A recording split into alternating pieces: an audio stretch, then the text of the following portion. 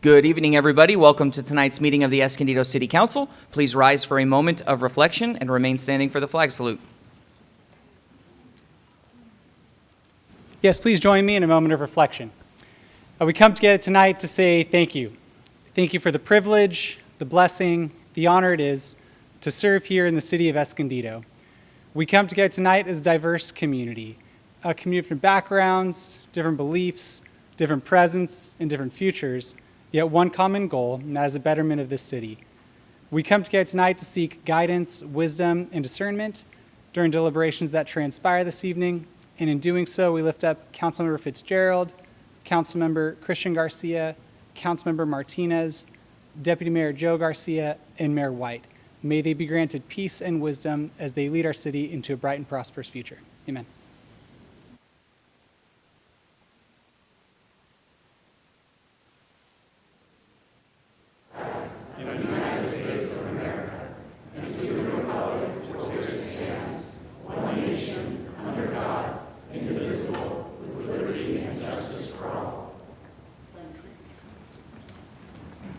All right, this meeting is now called to order, and we'll do a quick roll call. Councilmember Fitzgerald. Present. Councilman Christian Garcia. Here.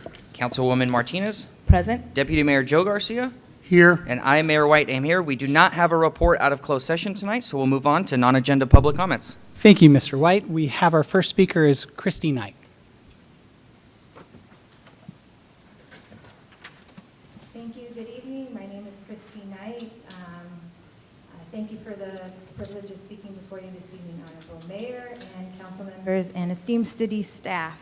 I did provide a flyer of what I'd like to address with you this evening. I'd like to take you back about 8 years. Some of you have been in the community for a long time, so that you know that the city of Escondido and the Escondido Union High School District has for many years been in discussions and actively working to pursue an aquatic center here in the city of Escondido. Mayor White and I, when the mayor served on the Escondido Union High School District Board of Education, this is something that the district has been pursuing for decades. None of our high schools in Escondido currently have a pool, as many of you know. And there was an MOU many years back established between the school district and the city to build an aquatics facility.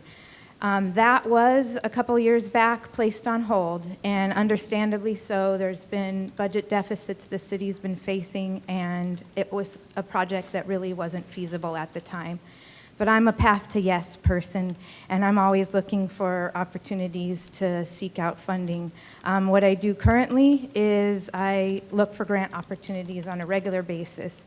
And so what I provided before you tonight is an opportunity for the city to pursue state grant funding through the State Park Development and Community Revitalization Program.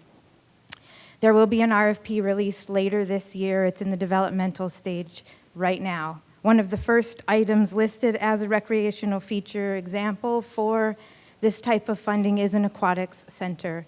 And the city of Escondido, with the demographics of Escondido, is a critically underserved community. And the plans and the work that you've already done to pursue the facility here at Grape Day Park is a perfect project for this grant opportunity. So more than anything, tonight I'm asking for you to consider this as a possibility for the city of Escondido. As you know, the elementary district recently renovated the pool at the previous YMCA site. And all of our students in the city of Escondido will be learning to swim, which is an incredible opportunity for the kids of Escondido. And so many third graders, once they learn how to swim, they're going to want to continue to pursue aquatic sports. And our high schools, we have not been able to provide a pool. And so I will be looking to potentially meet with all of you to tell you more about this opportunity and my willingness to serve in a capacity to help write this grant with city staff. So thank you for your consideration of this, and I look forward to speaking with you more about this. Thank you. Thank you. Our next speaker is Layla Sackfield.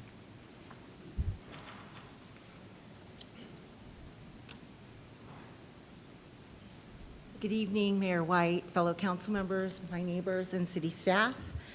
I would like to respectfully request that a future agenda item be scheduled to discuss the city's strategy for gathering community input throughout the year and during the budget development process to provide a public presentation of that data that has been collected. Over the past several months, the city has reached out to residents through surveys, community meetings, workshops, and the YourEscondido.com platform. These efforts allowed residents to share their priorities, concerns, and ideas directly with city staff. The feedback collected highlights key community themes and provides insight into the issues most important to the residents. So as you move forward with projects that significantly impact the community, I believe it would be valuable for the public to understand the strategy behind the gathering, to see a clear summary of the participation levels, the main topics raised, and how this input is influencing your budget decisions. Sharing this information would enhance transparency, demonstrate the impact of civic engagement, and help residents understand how their contributions shape the city's planning process and the town that we love so much. Thank you for your consideration and your continued service to our community. I really appreciate it.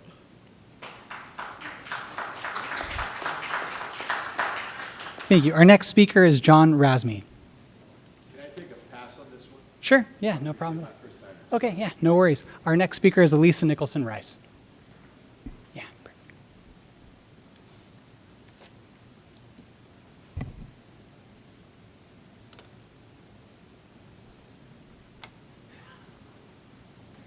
Hi, thank you for seeing me today.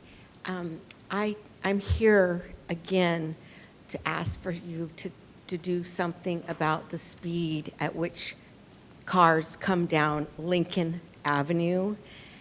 2 nights ago, while we were sleeping, a car careened into my neighbor's Mustang convertible and completely obliterated the car. And I don't know whether they stopped or whether they didn't stop, but I just shared the photos with Zach, and he said he would get the photos to you guys.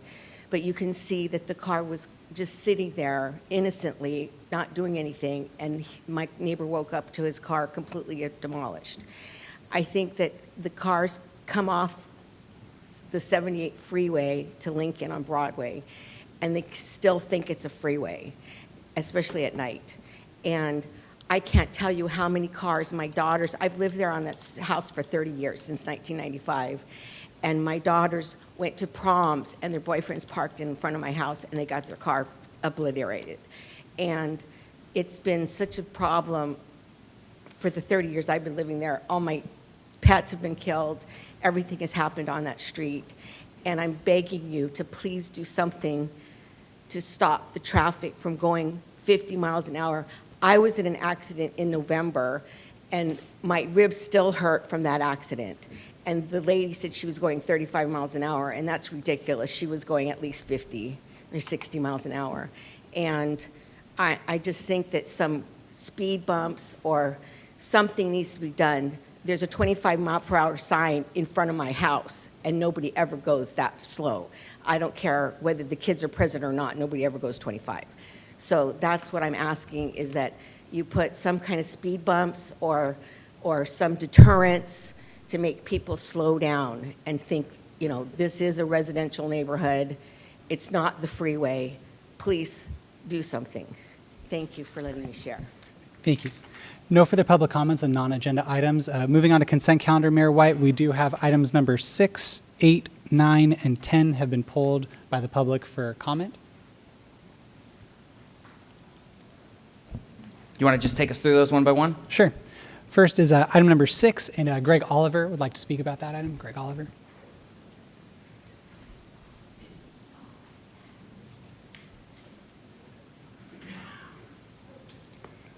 Good evening, Mayor and council members.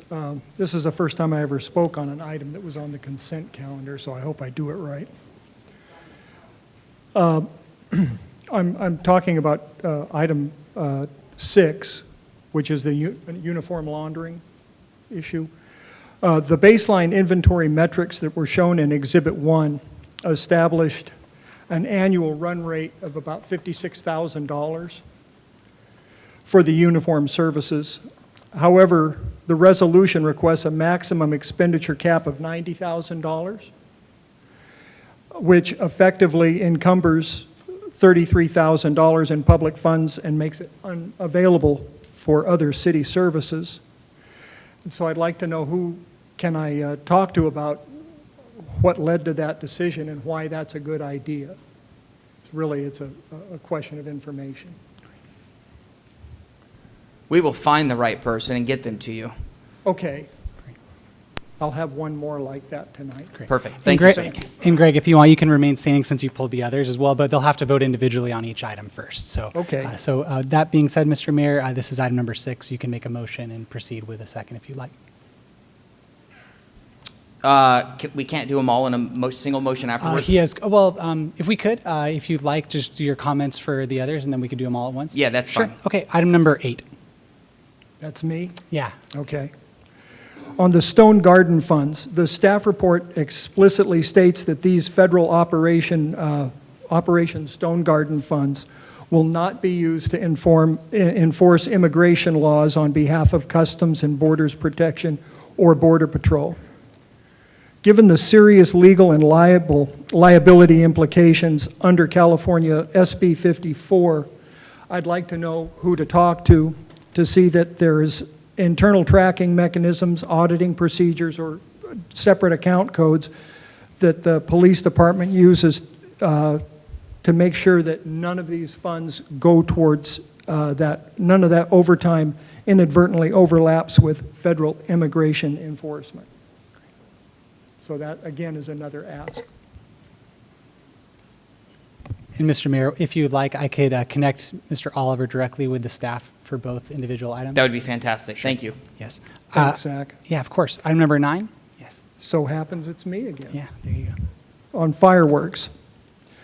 On fireworks, I'm speaking tonight to express my sincere thanks for passing the illegal fireworks initiative.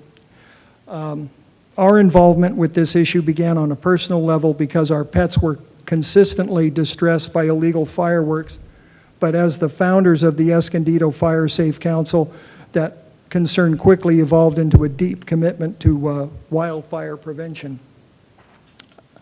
When we connected with the residents that were behind the Escondido illegal fireworks page, we realized that the impact of these fireworks is truly devastating for many of the people in the community.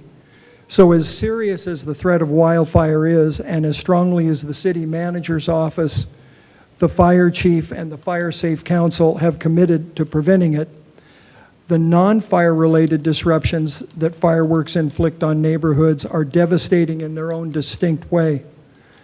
And I want to thank you for, in this case, listening to the community on this topic and for joining with other forward-thinking cities across the state to put real teeth into our local law enforcement efforts. Thank you. And then our next item is item number 10. And what a coincidence. It was a big agenda this week. Is on abating homeless encampments on public property. The ordinance, as I read it, 2020-608, uses a broad legal brush to sweep away a deeply complex human crisis. It fails to differentiate between the working parent living in a vehicle, the temporary unemployed, or the severely ill. By establishing sweeping exclusion zones, regardless of the actual shelter bed availability, this policy does not solve or really act on homelessness. It simply mandates displacement, telling our most vulnerable neighbors that if they fall through the cracks, they're no longer welcome in our community. And it's been clear that that's the message, but I want to point out that I did a great deal of research on this, probably too much. And there is no California city where displacement has solved homelessness. And in these encampment sweeps, frequently the homeless, their personal belongings are confiscated and thrown away. And that's frequently that is identification paperwork, birth certificates, whatever they have with them, which they need to get on the path to getting off of homelessness. So it resets them back to zero. And it seems unusually cruel for people to do that to each other. That's it.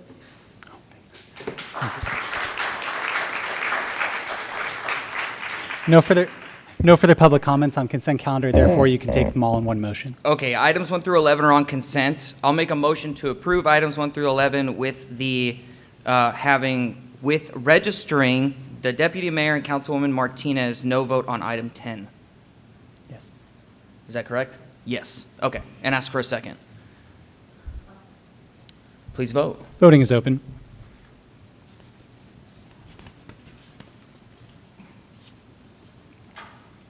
Motion approved, 5-0. All right, we're going to move on. We're going to skip our public hearings just for a moment and jump to item 14 under current business, which is the Memorandum of Understanding between the city and the Rinks Foundation to explore the feasibility of the construction of a community ice sports facility at Kit Carson Park. We're excited you're here. The time is yours. Thank you, Mayor.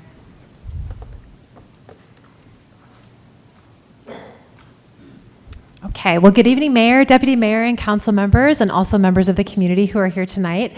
My name is Joanna Axelrod, and I'm Deputy City Manager here at the City of Escondido.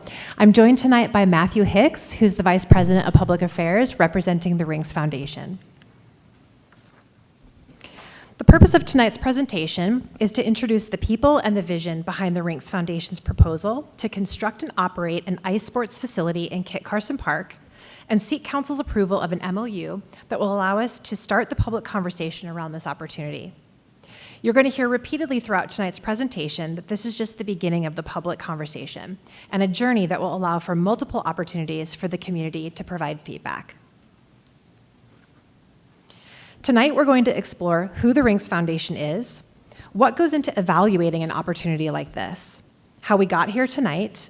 You'll hear from Matt about the details of TRF's proposal. We'll also talk about the park needs we're hearing from the community, some of the highlights of the MOU, next steps, and the staff recommendation. The Rinks Foundation is the work of local philanthropists Henry and Susan Samueli. Their passion for supporting and growing community access to ice sports in Southern California began when they purchased the Anaheim Ducks in 2005, and it grew with their acquisition of the American Hockey League team, the San Diego Gulls. Their demonstrated track record of success as an operator can be seen through a variety of projects, including Great Park Ice in Irvine, the rehabilitation of Poway Ice, and numerous other philanthropic efforts. They approached the city with a proposal that could benefit this community for generations. But before Matt dives into the details of that proposal, I want to take a moment to provide some insight for the community into what happens behind the scenes when we're approached about exciting opportunities. As you can imagine, city staff and council members receive creative ideas from the public all the time. Some of them sound really promising, but others are more conceptual or lack the initial details that we need to feel comfortable bringing them forward publicly for further exploration. So there's due diligence that must be done before an idea is publicly announced, and that can often take years depending on the scope of the proposal. In this specific case, the Rinks Foundation approached the city with their proposal to fully fund the construction, maintenance, and operation of a community ice sports facility. That's a very unique opportunity to have a proposed operator with the financial capabilities and track record of success to do that. In 2024, when this opportunity was brought to council in closed session, there were a variety of potential obstacles that had to be discussed, including the qualifications of the proposer, the city's financial position as the outcome of our Measure I initiative was not yet known, staff bandwidth constraints, and the legal question of whether the facility could even go in the proposed location, which had to be explored with the California Department of Housing and Community Development, or HCD. It took over 2 years to work through those issues, but our situation has changed. Measure I, the passage of our local sales tax revenue measure, has allowed us to build back more staff bandwidth and have the ability to talk about exploring opportunities like this. Now that we have answers to many of the unknown questions, including concurrence from HCD that this project would be exempt from the Surplus Lands Act, we can talk publicly about what the project benefits and potential impacts are and bring the public into the conversation. We often hear a misperception that just because something goes to council in closed session, that it's a done deal and a foregone conclusion, but that's not the case. There are simply matters that must be discussed and worked through in that setting before the public conversation can really begin. Given that broader context, this slide outlines more of the specific details of how we got here. While not directly related to the Rinks proposal, the closure of Escondido Iceplex in 2020 is an important contributing factor to the overall conversation around need. Iceplex was this community's only dedicated ice skating facility with 2 sheets of ice that served Escondido and North County for more than 25 years, offering youth and adult hockey, figure skating, learn to skate programs, and public skating opportunities until the COVID-19 pandemic forced its closure. Since that time, Escondido youth, family, and adult participants seeking ice recreation have been required to travel outside the community, often long distances, to access comparable facilities. City staff routinely hear community feedback calling for more structured, positive recreational outlets for youth and teens. So when staff were approached with this proposal, it appeared to fulfill a need. The exploration of locations happened consecutively, not concurrently. First, time was invested in identifying a suitable location for the ice rink to maximize economic impact to the community. Then, understanding that it would result in the rehoming of the adult softball complex, it took time to find a suitable new location for that facility. During this time, Escondido voters approved Measure I, which provided the ability to rebuild staff capacity and truly entertain the future costs of relocating the adult softball complex. While Ryan Park has initially been identified as a feasible location, there is so much additional exploration that needs to be done, which is why we're going to host community conversations very soon that you'll hear about more at the end of this presentation. Perhaps the most time-intensive process involved the conversations with HCD around the Surplus Lands Act. What's important to know about the SLA is that it's a law that governs procedures around how a city can sell, lease, or otherwise change a use of public property. It took over a year to receive their concurrence that this project would be exempt from that law and was legally feasible. Now that we've talked about who the Rinks Foundation is, the pre-work that goes into evaluating an opportunity like this, and how we've gotten to this point, I'm going to turn it over to Matt to dive deeper into the TRF proposal. Thank you, Joanna, and good evening, Mayor White, Deputy Mayor Garcia, and the City Council and residents of Escondido. My name is Matthew Hicks, and I'm very proud to be here on behalf of the Samuele family and the Rinks Foundation. Before I start, I think it's appropriate to recognize all the work that your city's professional staff has put in to get us to this point, so I'm very thankful for their support. As Joanna noted, the Samuele family view their sports franchises, the Anaheim Ducks and the San Diego Gulls, as community assets, first and foremost. And they look at ways that they could leverage the power of sports to benefit the community. That's what we're here to talk about tonight in the Rinks Foundation. And that's why I'm excited to share with you the opportunity to bring a world-class 3-sheet community ice facility to Kit Carson Park. We are proudly calling this project, we're proud to be in Escondido, Escondido Ice. This will be a place where youth, families, adults, recreational skaters, adaptive athletes, and competitive athletes can all participate. And as Joanna noted, this is a conceptual proposal at this stage, and we, the Rinks Foundation, stand committed to community engagement as well as a full entitlement and environmental process if we decide to jointly move forward with the project. Tonight, my presentation focuses on introducing the opportunity, sharing our track record as an operator, and the community benefits. So Escondido Ice is rooted in our ownership's commitment to growing community access to ice sports in Southern California. This commitment is seen both in the preservation of existing ice facilities as well as development of new community rinks. Today, the Rinks program consists of 8 local hockey and skating facilities throughout Southern California, including in Poway. The Rinks offers a variety of hockey and skating programs for participants of all ages and ability levels. The program is home to thousands of youth and adult hockey players, as well as recreational skaters to competitive Olympic figure skaters. Programs include daily public ice skating sessions, youth and adult hockey programs and leagues, figure skating, learn to skate classes, curling, birthdays, and group events. It is truly a community facility. So why Escondido? As noted in the staff report, San Diego County is home to 5 rinks despite being the second most populous county in the state of California. We have a lack of ice. With the closure of the long-standing Iceplex rink, which wasn't suitable for our needs when we're talking about a 3-sheet facility, we believe Escondido would be the ideal home for a new community ice complex. The proposed facility would include 3 sheets of ice. Today, we only have a single sheet in Poway. This project unlocks our ability to bring similar programming, as I will share, like we have at Great Park Ice, to Escondido and the broader San Diego region.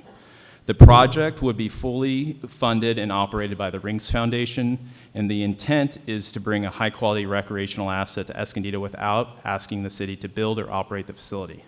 Just to reiterate, the facility would come at no financial cost to the taxpayers of Escondido.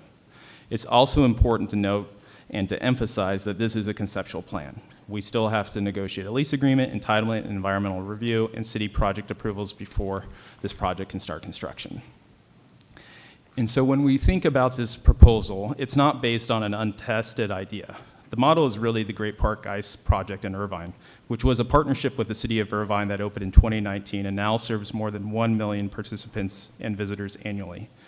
It's a $115 million flagship facility that activates the Irvine Great Park, which is a regional park in Irvine, daily with youth, families, and adults enjoying ice sports. At 280,000 square feet, it is the largest community ice rink in California and is home to some of the top athletes in the world, as well as it serves as the official training facility for the NHL franchise of the Anaheim Ducks. Importantly, it hosts daily public skating sessions as well as community program that is subsidized by the Rinks Foundation, providing the opportunity for the public to learn how to skate and play the sport of hockey. It is meant to be an accessible facility to the community. Great Park Ice demonstrates how a multi-sheet rink can support several uses at once, whether it's public skating, youth hockey, adult leagues, figure skating, national tournaments, adaptive programming, and professional team practice. That is the model that we're proposing for Escondido. It's not just a rink, but a year-round community sports and recreational asset in Escondido.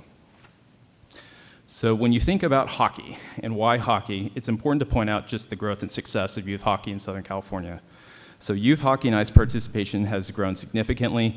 The Learn to Play program that the Rinks Foundation offers has grown to more than 4,600 annual participants, and we do have that program here in San Diego as well.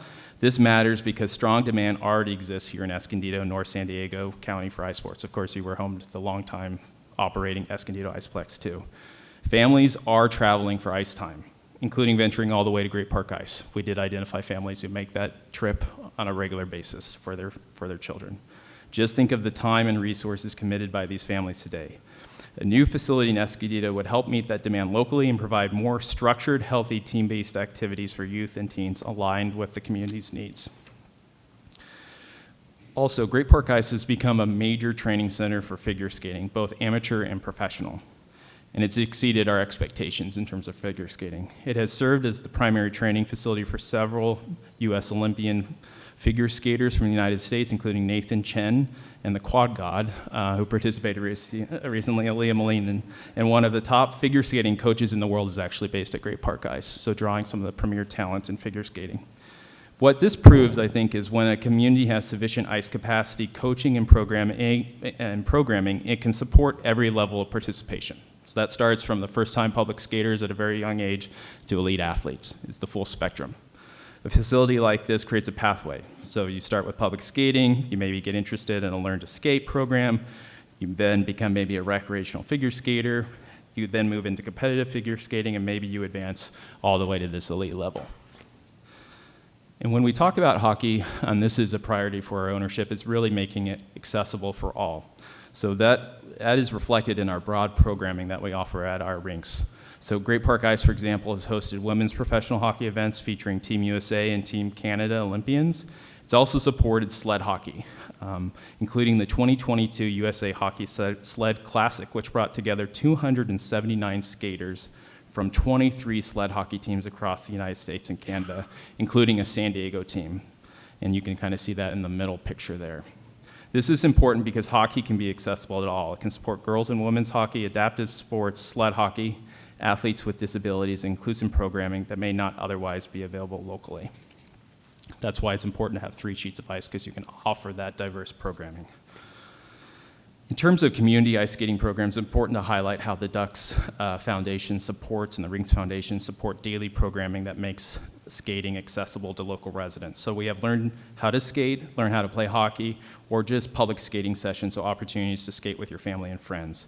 Birthday parties and other public events are hosted at our rinks. These programs are subsidized by the Rinks Foundation to make them affordable and accessible to all, including a free 2-week program offering first-time skaters the chance to get on the ice and learn how to skate, as well as we have a program through our Learn to Play Hockey that upon graduation, those who participate in the program can receive up to a $250 value towards their first set of equipment, which is often an obstacle to playing hockey, is that first set of equipment when they sign up to play in a recreational league. And annually, the Rinks Foundation provides more than $500 million of in-kind donations. That's staffing, that's equipment, that's ice time back into the community.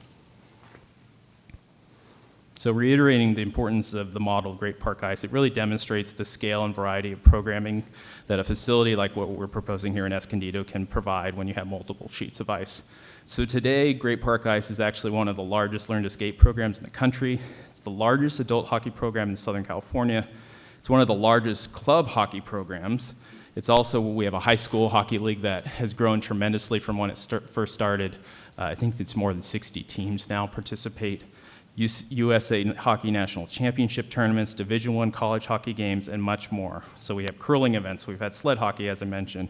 Those with disabilities participate in hockey.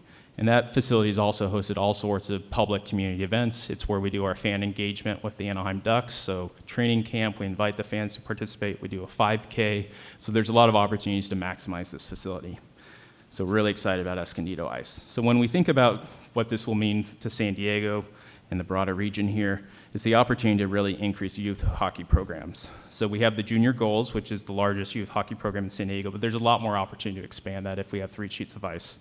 The program has developed players who have advanced to professional leagues, NCAA hockey, junior hockey, and national development programs. Today, there's actually 6 high school teams from San Diego that participate in the Anaheim Ducks High School Hockey League, and that's quite a commitment to play in that league. And we look forward to growing this. We're across from a high school at Kit Carson Park, the opportunity to expand at the high school level to have a high school hockey team. And one thing not to lose sight of, I've seen some Goals gear in the audience, is that this would be the official training facility for the San Diego Goals. And there are, of course, our American Hockey League affiliate of the Anaheim Ducks. While limited in their actual use of ice time, because it's where they practice and they're on the road for games, et cetera, I think having them as an anchor is important because it helps support the long-term operation of the facility and brings visibility. We have a strong fan base and excitement around the Goals hockey team. And to be clear, the Goals Hockey Club would be required to pay for the build-out of their space, and they would pay fair market rent to the Rinks Foundation. The Goals would also continue to support, promote, and market the growth of hockey throughout the San Diego region. Their presence would help strengthen youth hockey, high school hockey, girls hockey, learn to play programs, and overall participation in ice sports. So really excited to have the Goals have their training facility here in Escondido. So you can see we're very excited about the proposed site at Kit Carson Park. We did survey other potential locations around the city in coordination with city staff, and we think this is the best location because it has the space needed to accommodate a 3-sheet ice rink facility, as well as all the necessary parking and other community benefit amenities. The current adult softball complex at more than 13 acres allows us to build this 3-sheet facility. And the location is important because it sits near existing recreational uses with Kit Carson Park. It also has freeway access with the 15 and regional roadway access, and of course its adjacency to the North County Mall. That creates an opportunity to combine recreation, community programming, and economic activity in one location. We had a similar mix of those elements at Great Park Ice in Irvine, and we've been very successful with a location like this. At the same time, we recognize that Kit Carson Park is a treasured public asset with an established parks plan, and we realize and accept that any proposal at this site must go through the city's thorough public process, including community input, technical review, environmental review, and of course it has to come back to the council for consideration. The next several slides show very early conceptual renderings of what the facility could look like, but the final design of this project, as approved, would be informed by community impact input and further design analysis. So this rendering provides a broad view of the proposed main entry and facade. I think what you'll see is the design intent is to create a high-quality community and recreational building. If you know anything about ice rinks, they're typically, buildings with no windows. They generally are not. This is meant to be very accessible through creating shaded areas, landscaped outdoor areas. We were very thoughtful in terms of landscaping, how it relates to the rest of Kit Carson Park and the plant species you see out there. We wanted to design it with attention to shade, circulation. We know people use Kit Carson Park as part of their daily routine, their walk, so we're thinking through how that pedestrian trail circulation remains with our proposed facility and public comfort. The intent is for the building to feel active, open, and accessible, a facility that invites the public in and contributes to the surrounding park setting. So this is a kind of a zoomed up view of the main entry experience, and it emphasizes how we want natural light to really flow, shine into the building, create transparency, shade, pedestrian activity, and public gathering space. You can see families, skaters, and visiting moving through the entrance area. And we thought about those common spaces. That's where families are enjoying watching their young ones play hockey or figure skating. It's where siblings are doing homework. We want this to be a place of community activity.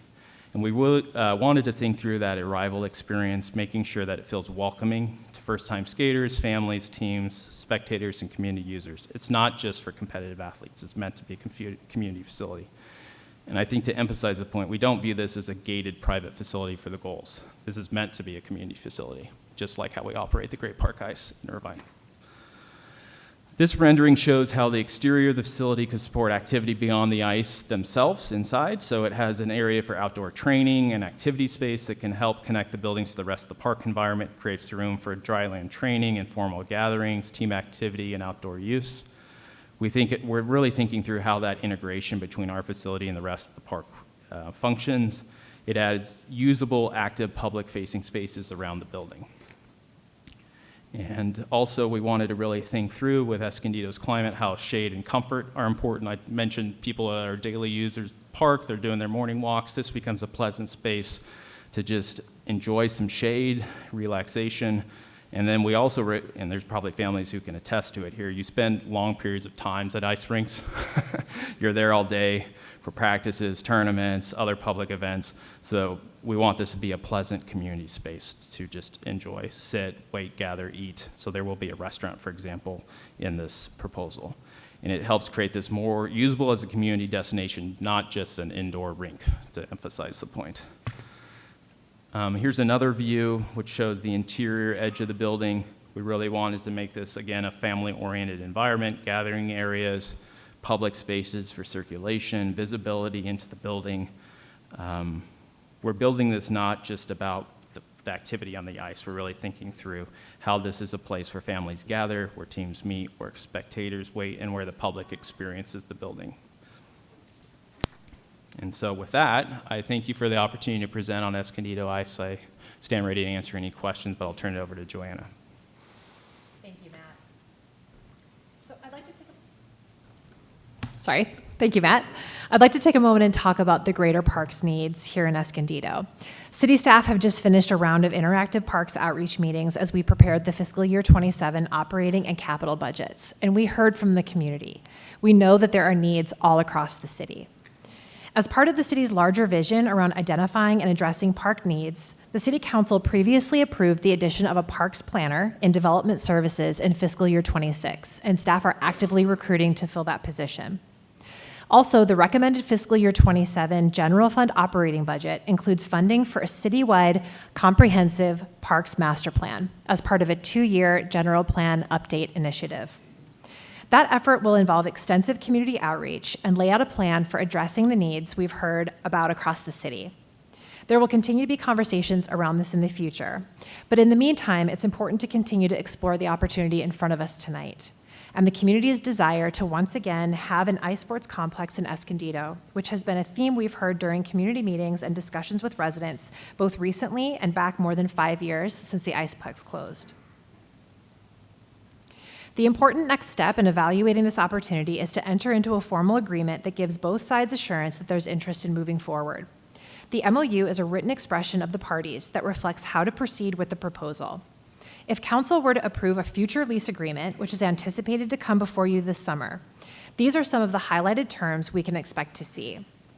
Once again, the Rinks Foundation would fully fund the construction, operation, and maintenance of the facility with no financial contribution from the city. The lease of the park location would be 25 years following construction, with 5 options to extend the term for an additional 5-year period each for a total of 50 years. At that time, a new lease could be negotiated, or at lease end, the facility would revert to city ownership. There will also be a designated percentage of operating hours monthly that will be devoted to public programming. As a gesture of goodwill and an acknowledgement of the impact that this project could have on adult softball, the Rinks Foundation has pledged a $4 million contribution to the relocation of that complex. We anticipate construction will cost more than that.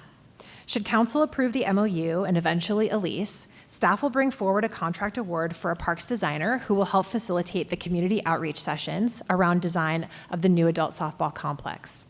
Once designed, staff will return to council with a cost estimate and recommendation for how to fund it. As a reminder, all of the MOU terms are included in the attachment to the staff report. The MOU is non-binding as to the outcome of the project, and the parties are not required to enter into a future lease. In terms of next steps, if City Council approves the MOU tonight, tomorrow, the city will launch a yourescondido.com information page where the community can find more details, including an FAQ section, and provide their feedback online. We will be hosting 2 initial community meetings, one on June 9th from 6 to 7:30 p.m. in the Vineyard Room of the East Valley Community Center, and one on June 13th from 9 to 10:30 a.m. in the Mitchell Room here at City Hall. After that will be council's consideration of a lease agreement this summer, which would provide a level of assurance for TRF that their expenditure of funds for this project has some confidence of success. But again, that's conditioned upon a variety of factors. We don't want to get ahead of ourselves, but because the action tonight is just the MOU. But if this moves forward and a lease is approved by council, then TRF would be free to submit their application to develop the project with more opportunities for public comment. We'd be able to share more details on the project timeline during the lease consideration discussion. So therefore, the staff's recommendation is for the City Council to adopt resolution number 2026-87, approving an MOU with the Rinks Foundation for the exploration of the proposal to construct and operate a community ice sports facility, and authorizing staff to proceed with community feedback meetings. Matt and I are happy to answer any questions that you have, and there are additional representatives from the larger Rinks Foundation here as well. Thank you.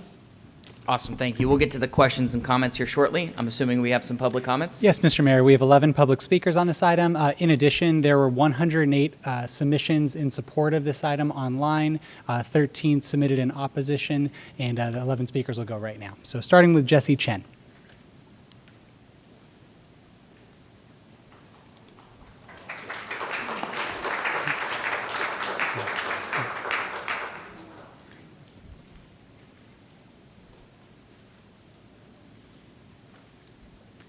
Hi, my name is Jessie Chen, and this past year I've had the honor of representing Team USA as a member of the 2025 National Development Team and a national team, which is something I'm very proud of, but it took a lot of work to get here, and it was slightly touched on in the presentation earlier.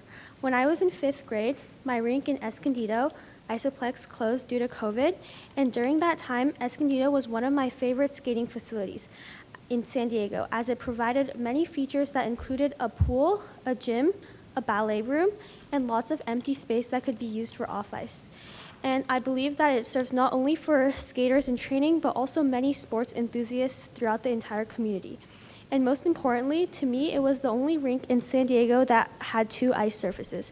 And those 2 ice surfaces really helped because after school, it provided either public sessions, hockey sessions, or figure skating sessions all the way till late at night, which is something that one ice surface in Poway is sort of insufficient because it can only do either a public session, freestyle sessions, or hockey sessions, but not all 3 of them at the same time, which led to a lot of skaters having to resort to practicing in the morning before school or homeschooling altogether. And this is also very difficult to many skaters, including me, because at that time my family made the decision that we would drive to Los Angeles every weekend. And this took about 2 hours, like there and back, because in San Diego there are no sessions here on the weekend or insufficient amounts.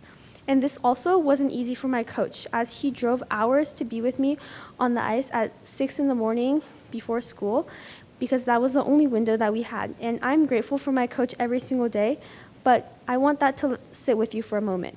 It's a coach that's making the drive every single day before sunrise, or a lot of families spending their entire weekends on the freeway. And I made it to the national team, but there are many children who are unable to begin. And that's not because they lack talent, but it's because the resources are too limited to access from the start. And the commute is too far. The sessions are too early, and the sacrifice is too great for many families to sustain. So I hope that this local rink can create an opportunity for recreation, youth programs, fitness, and a community gathering. And Escondido is a great place to do this because it is close for many, and this facility would allow many young talents to either in hockey or figure skating to begin their journey. And I hope that we can give San Diego skaters a home, as many have more than earned it. Thank you.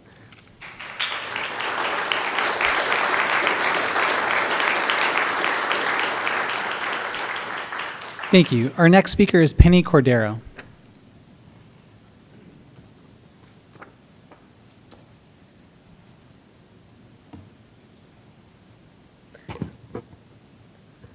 Good evening, Honorable Mayor and City staff. My name is Penny Cordero.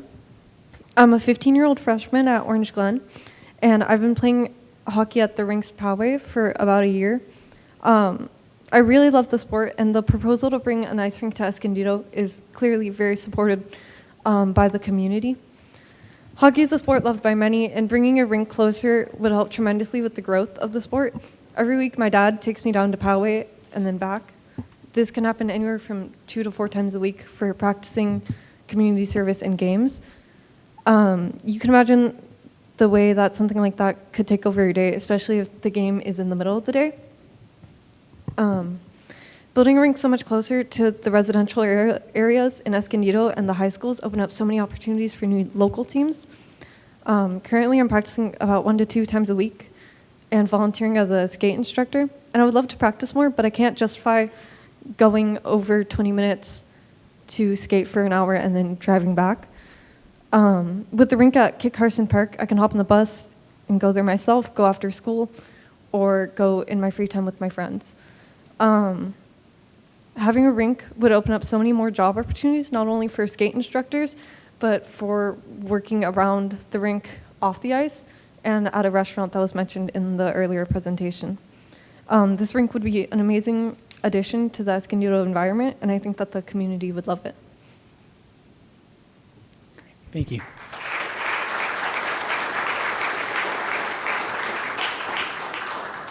Our next speaker is Dr. Cornelius Los.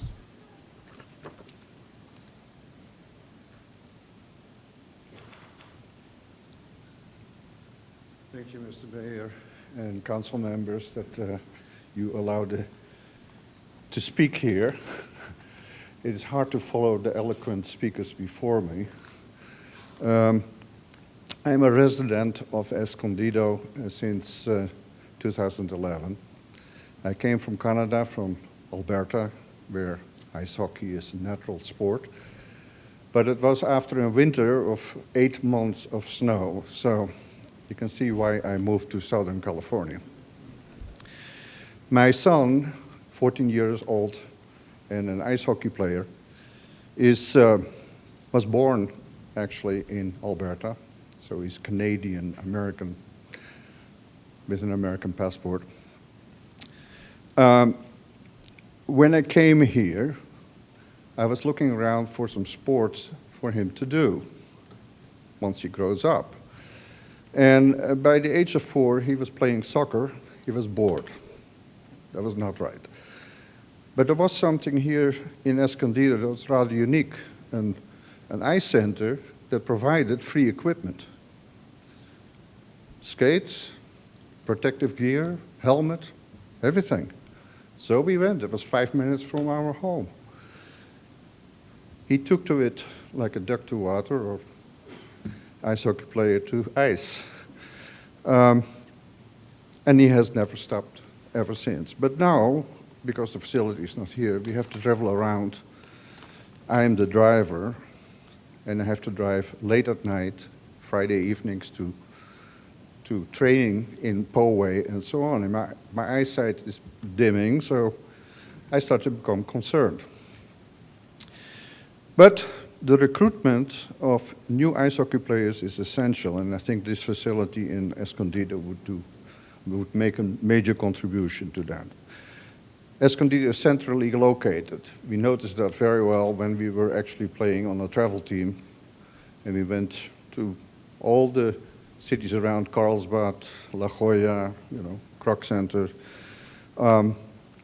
This is the place right in the middle of everything. We have also played, by the way, in 5 Point, Irvine, which is a marvelous facility, the best ice I've ever seen in my life. We also noticed that that facility in 5 Point, Great Park, has seats. You can actually watch the game sitting down, which is not possible on any of the ice sheets around us.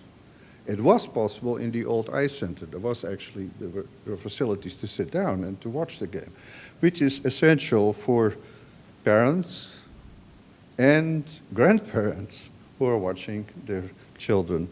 Thank you, Dr. Cornelius. Your time has expired. Excuse me? Your time has expired. Oh, I'm so sorry. No But problem. yes, you see my enthusiasm for the topic. Thank you very much. Thank you very much.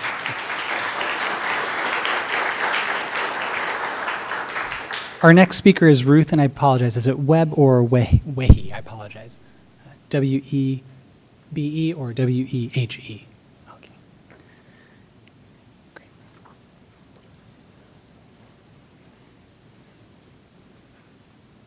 Hello, my name's Ruth Weber. Thank you for allowing me to give my comments today. I live in Escondido, very close to Kit Carson Park, and I've lived here for almost 30 years. And I recently went to the Irvine facility to see a symphony concert at the amphitheater where the hockey facility, where the skate facility is also located. And it is very different from our Kit Carson Park area, and I urge all of you to go visit it before considering this offer. It's way separate from the community around it. It's not like right across the street with a high school or anything here, and you need to take it upon yourself to go see it before committing to this project. This park has received a lot of other offers in the past. They've received an offer for a water park, a beer garden, a BMX track, and in the end, all of these were discarded because we wanted to keep the park the way it was, the jewel of Escondido, and there are other things to think about besides just the sports facility. The sports part has a designated portion following the second master plan drawn up in 1984, and all the section that's dedicated to sports is already fully used. So that means that it has to take over some other part, like what you're talking about, how the softball park would have to be relocated. But there are other things at stake here also in the park, like the wildlife, which has endangered species that are that they make their homes in the park and things like that. And there are other places that this facility could be located, right in the mall, right behind us, where the Sears building is empty, and you are now considering a Costco facility there. You could easily consider putting this in there, as it is really a commercial entity. So I was curious to see if any of you had received any campaign contributions from Rinks Ice. Have any of you, if you could raise your hand? Well, that's good to know. I'm glad about that. So I just wanted to suggest also that the facility in Poway could be adjusted so that it was larger. 10 minutes or 15 minutes by car is really not very far to have to go to an ice rink, considering. So I urge you to go check out the Irvine one before you commit to more with this project. Thank you very much for your time. Thank you.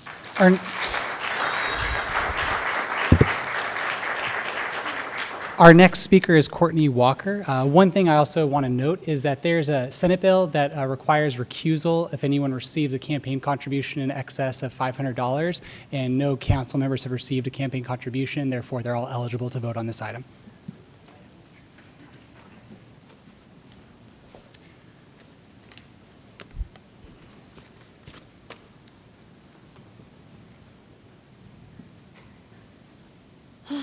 Hello, everyone. My name is Courtney Walker. I'm a former Team USA synchronized skater, skating school director, coach, and advocate for skating in San Diego.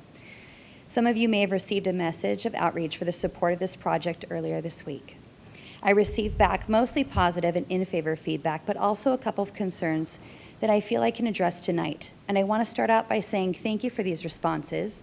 The few that were not in favor were very kind and cordial, and I appreciated their thoughts and opinions, truly. One of the first concerns that came to me was that we were not considering what programming may be lost in Kit Carson Park due to this project. And no one understands the loss of opportunity more than players and skaters in San Diego County. We understand and empathize and stand behind the Rinks and Great Park Ice as they work hand in hand with the city of Escondido to relocate any upended programming and contribute $4 million to help aid in this relocation.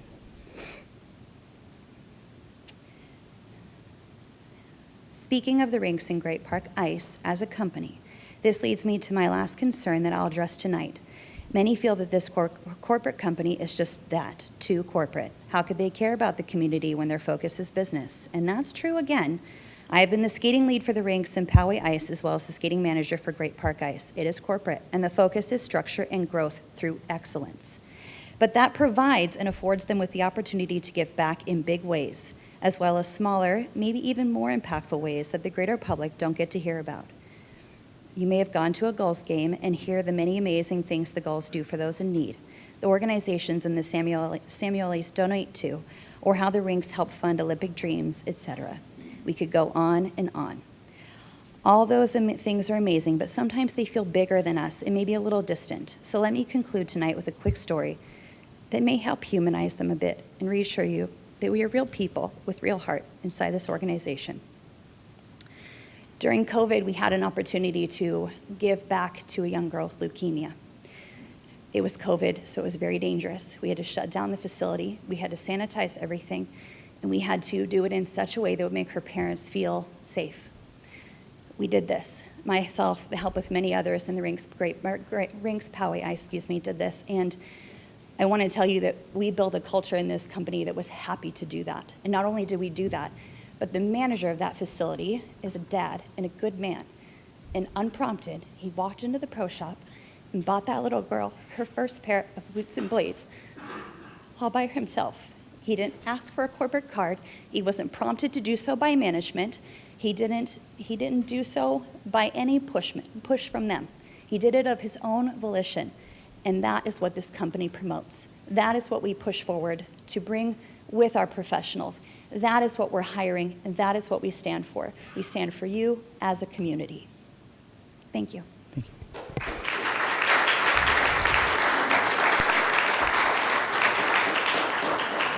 Our next speaker is Christina Miller.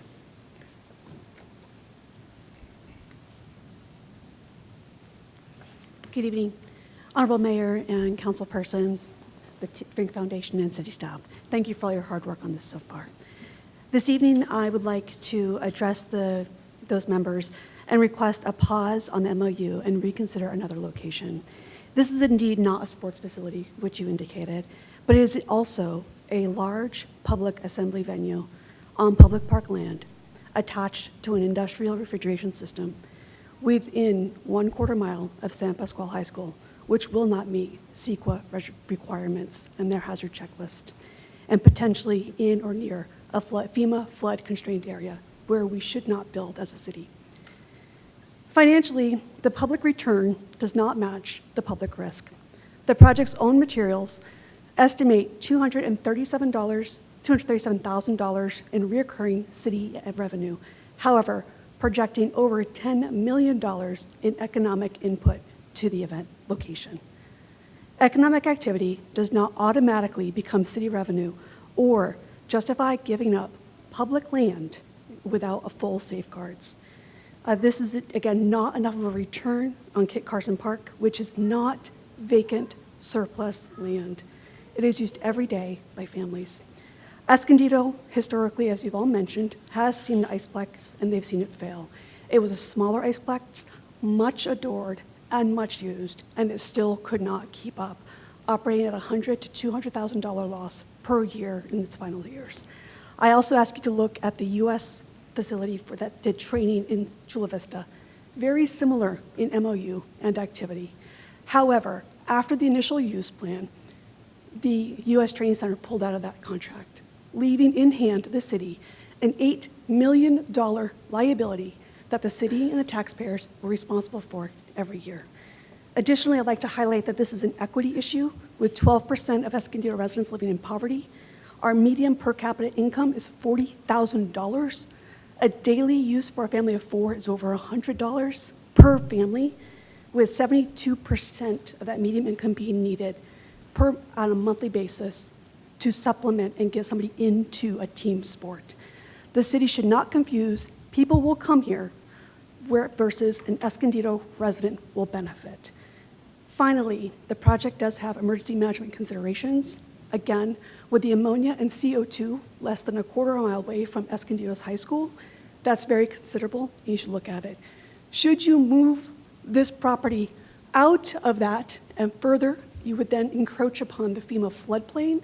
Again, not a safe place to build.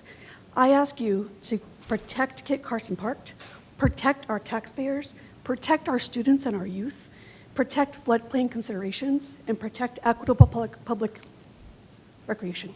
Thank you for your time, and thank you for all your hard work. I really appreciate it.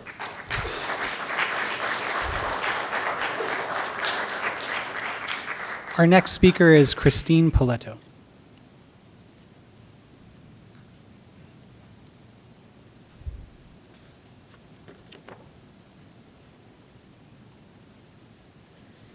Good evening, Mayor White and City Council. My name is Christine Poletto. I'm an Escondido resident and enthusiastic frequent visitor of Kit Carson Park, by the way, a lifelong figure skater, youth figure skating coach, and current nationally competitive synchronized skating team member.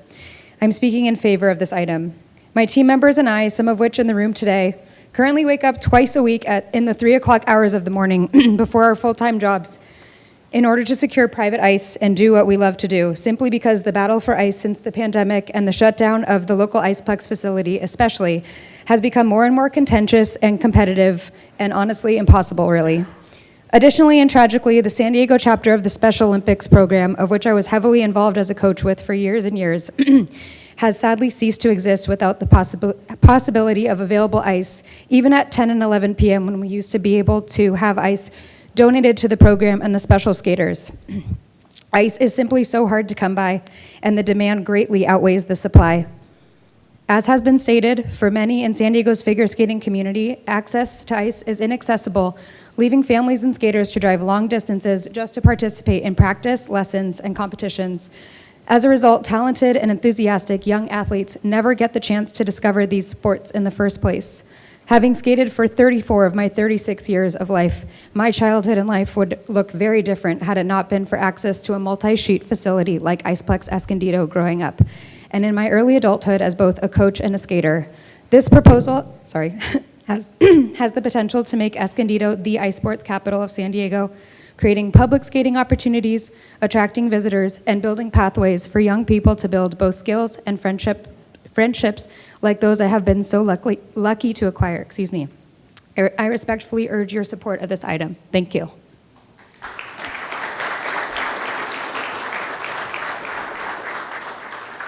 Our next speaker is Lisa Richards.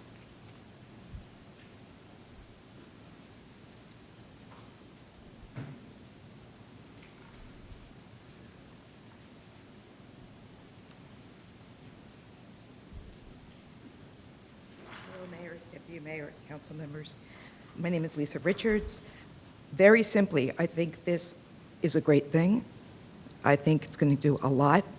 I think the location sucks. Don't know how else to put that. We are going to be commercializing and decreasing space of one of Escondido's most beloved natural environments. And there exists a commercial property right next door. Access to the freeways, could be big signage, all kinds of stuff. I don't understand. What I'm very happy about is there appears to be that there will be the opportunity for community input, and that is very, very, very much appreciated.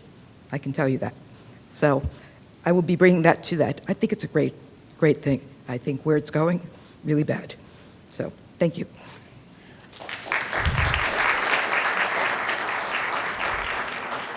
Our next speaker is Evan DeWint.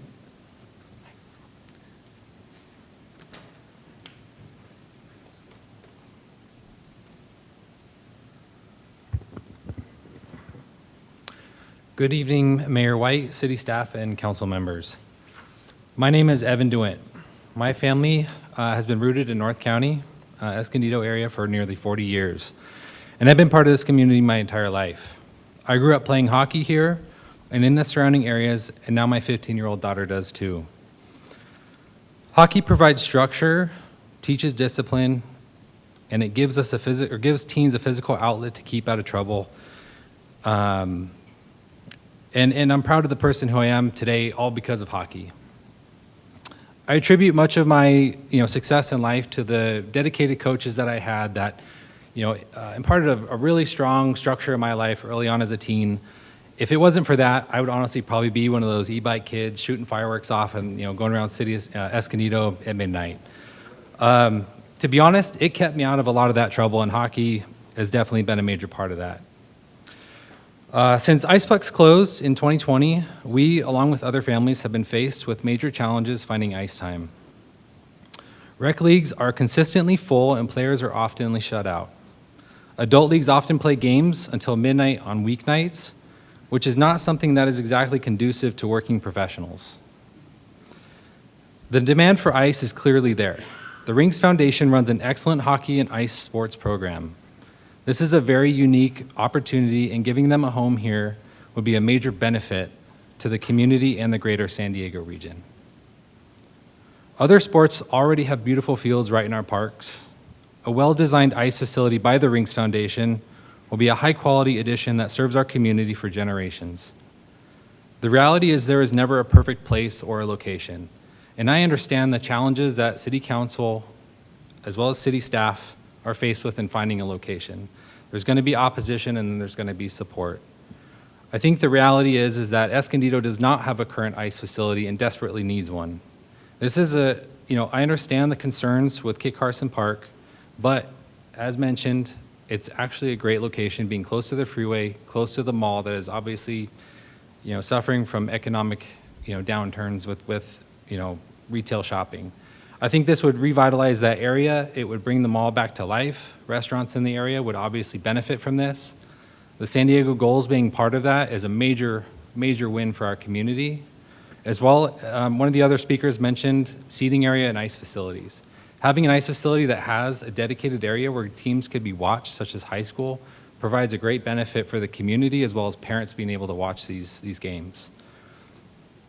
Many of the existing ice facilities in the area don't have seating areas in them, which makes it extremely uncomfortable to watch your kids play, as well as just in general enjoy ice sports as a whole.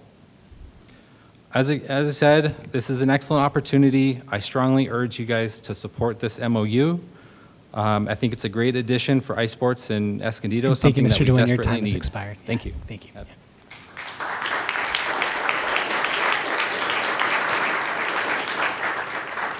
Our next speaker is Christina Chibon. Christina Chibon, and I apologize if I mispronounce. Oh, cool. Great.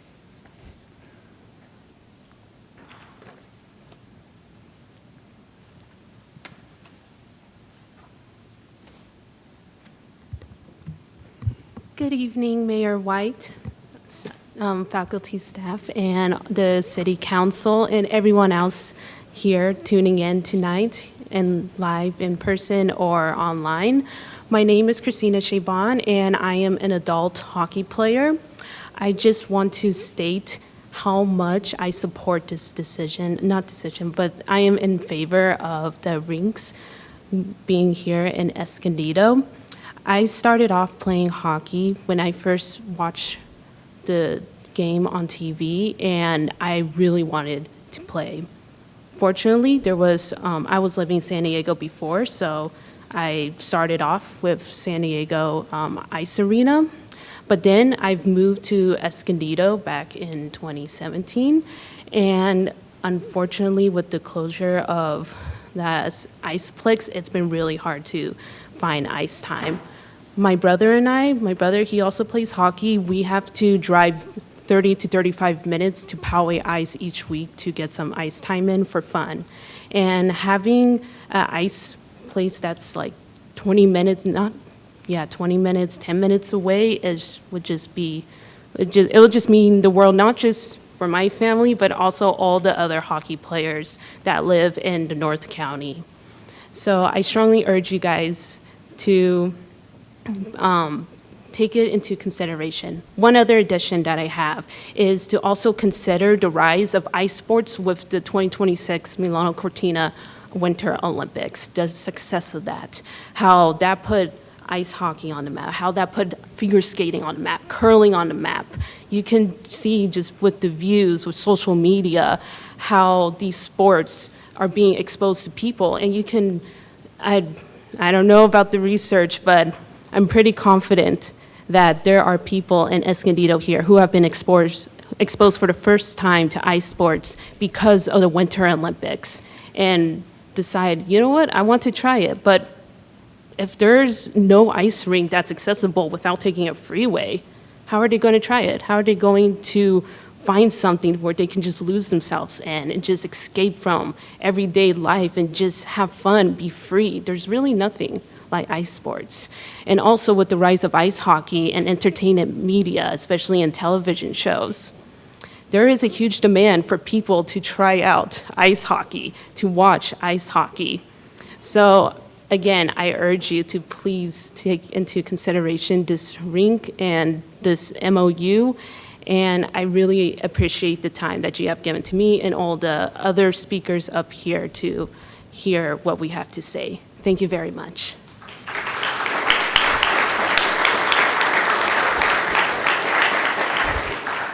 Our next speaker is Eric Brevold.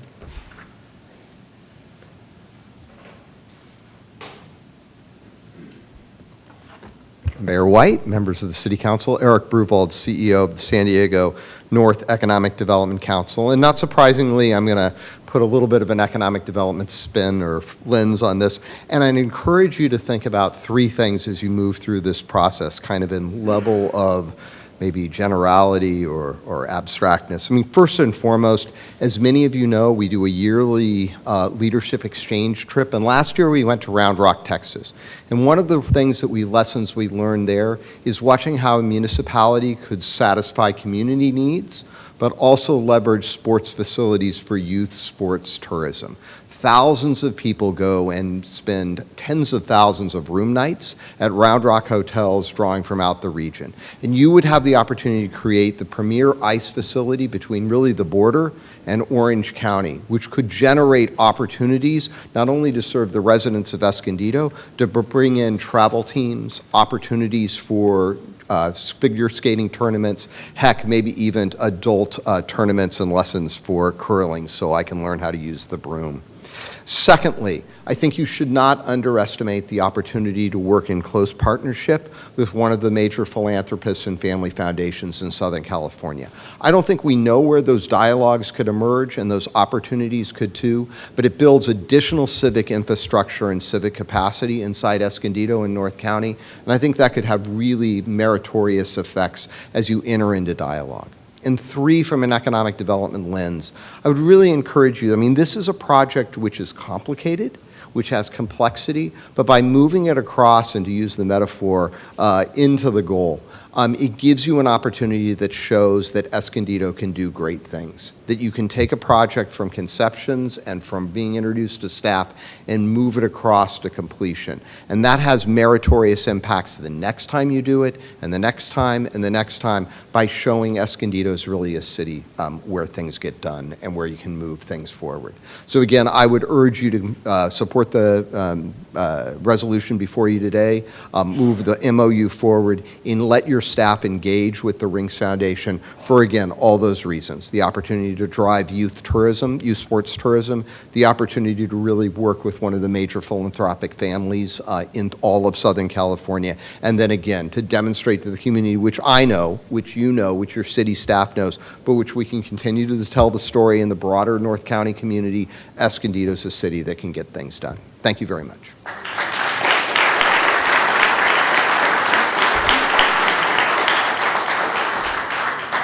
Thank you. Our next speaker is Carla Middleton.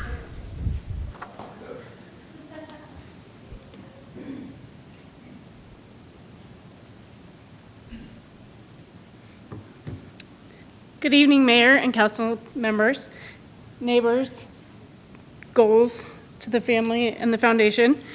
My name is Carla Middleton, and I come here as an Escondido resident of almost 15 years, a hockey mom, a hockey wife, and a California licensed architect, although I have no affiliation with the building here.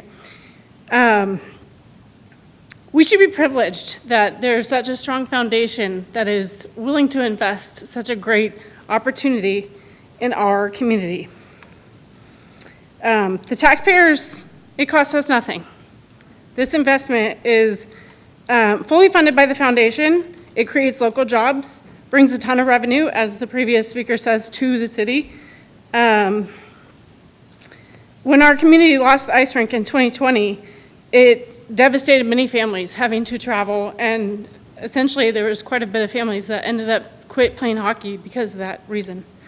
We don't want that to happen. We want to invest in our children and in our community, and we should welcome the professional athletes that could potentially become Escondido residents and invest in our community. Bringing hockey and skating back to Escondido would be a game changer for all of our families and our kids. I strongly support this memorandum of understanding. Thank you.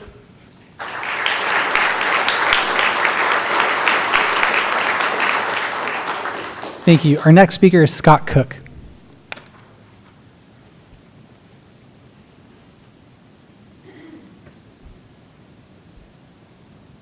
I like how they said, and the adult hockey, like that's kind of a sidebar. I think it's important because adult hockey is a lifelong sport. There's very few sports where I think that you can play when you're 50, 60, 70 years old. I'm on a 50 and over hockey league where there's cardiologists, FBI, bus driver on it, car salesman, and we all get together, and when the puck drops, we all think about one thing, we forget about everything else that's happened in the week, and we get to go out there and we have some fun. And so when you were talking about, so you can learn to skate, you can. You can do it now. People do it till they're 70 years old. The community of Rink is something special. I don't know if you guys have been around it, but it's different. It really is a very tight-knit family. When you're in there, there's very few places where you can go, and you can, if your kids are out of your mind or you're out of your sight on it, you know that they're going to be okay because it's a community that takes care of each other. When the Isoplex went down, it was a little tough. My son started playing when he was 4 years old over there at the Isoplex, started skating. My daughters have all skated there. And when COVID happened, we got hit by that. Isoplex went down. My son lost his coach, Randy Moy. He passed away, same time. So my son got out of hockey from there. I want to try football. Okay, go ahead, try football. Football's great, it's different. Ice hockey is a different sport. Any of the skating is different on there. Good news is, now he's 18, so he can play with me on an adult hockey league, right? But it really is, it's a different sport, it's a different community, and it's very, very tight.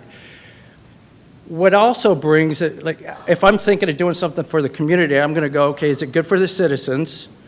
Is it bringing in right people? Is it giving them opportunities to do the right thing and to be part of a community? And yes, 100%, if you've been around an ice rink, you'll see that.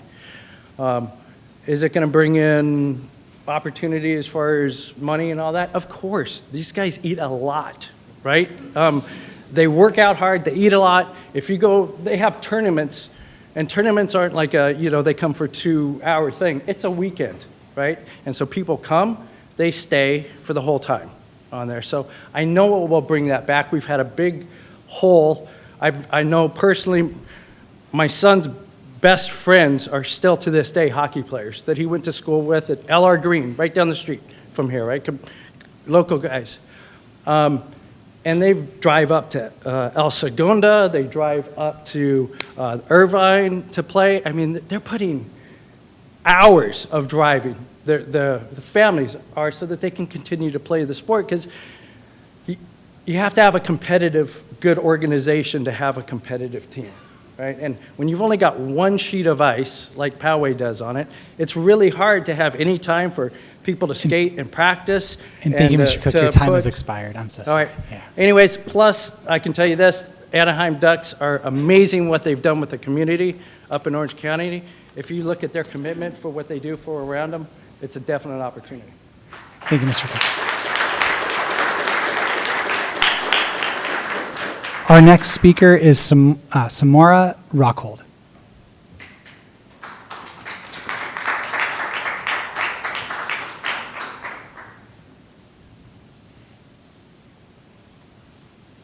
Hello, my name is Samara Rockhold.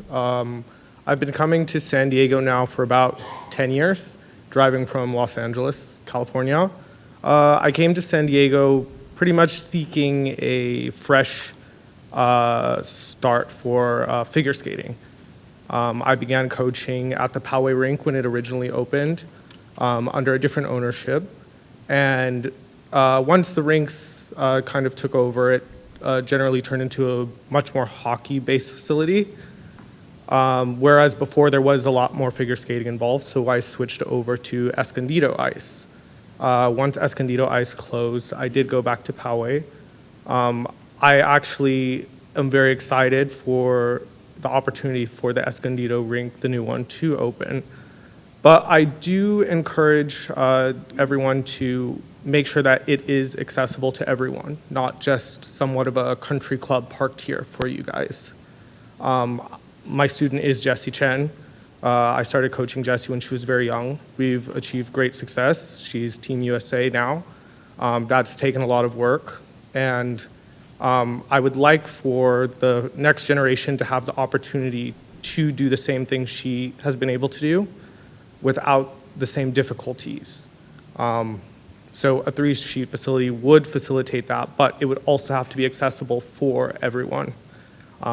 Not just, the people outside of Escondido, but within Escondido. So I encourage you to probably look into some sort of connection with the rink to offer a public opportunity there.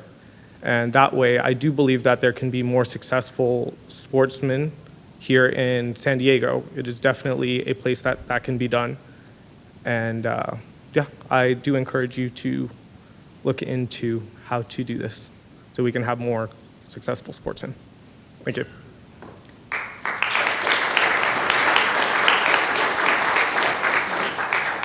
Our next speaker is Heather Deacon.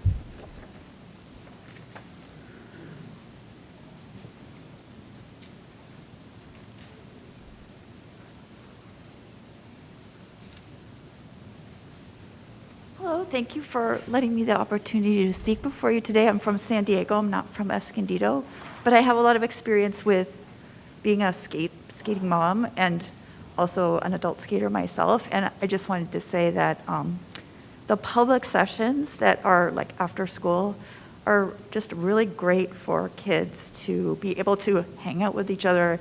It's not so hot. I mean, I don't know how parents do it with soccer. Bless you all if you do that, but I need to be somewhere kind of cool, and having a facility where kids can go after school, get a little bit of a workout, have fun with their friends, I think is just a really great opportunity, especially when it's quite a hot environment. So that was it. Thank you. Thank you.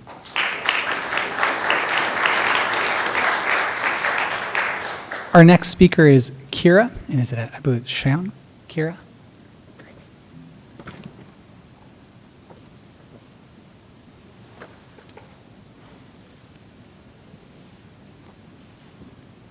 Hello.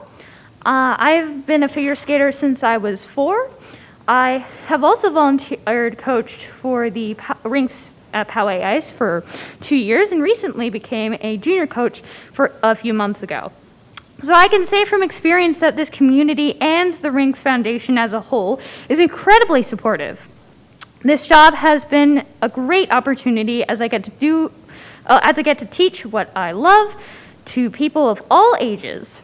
Plus, I get great benefits and even better coworkers. So this rink would give an amazing opportunity to people such as me to be able to do what they love and teach what they love to people and get like amazing job opportunities and get to have great job get to have good job experience instead of just working at like a fast food restaurant or something like that. So I think this would be a great opportunity for my generation. Thank you.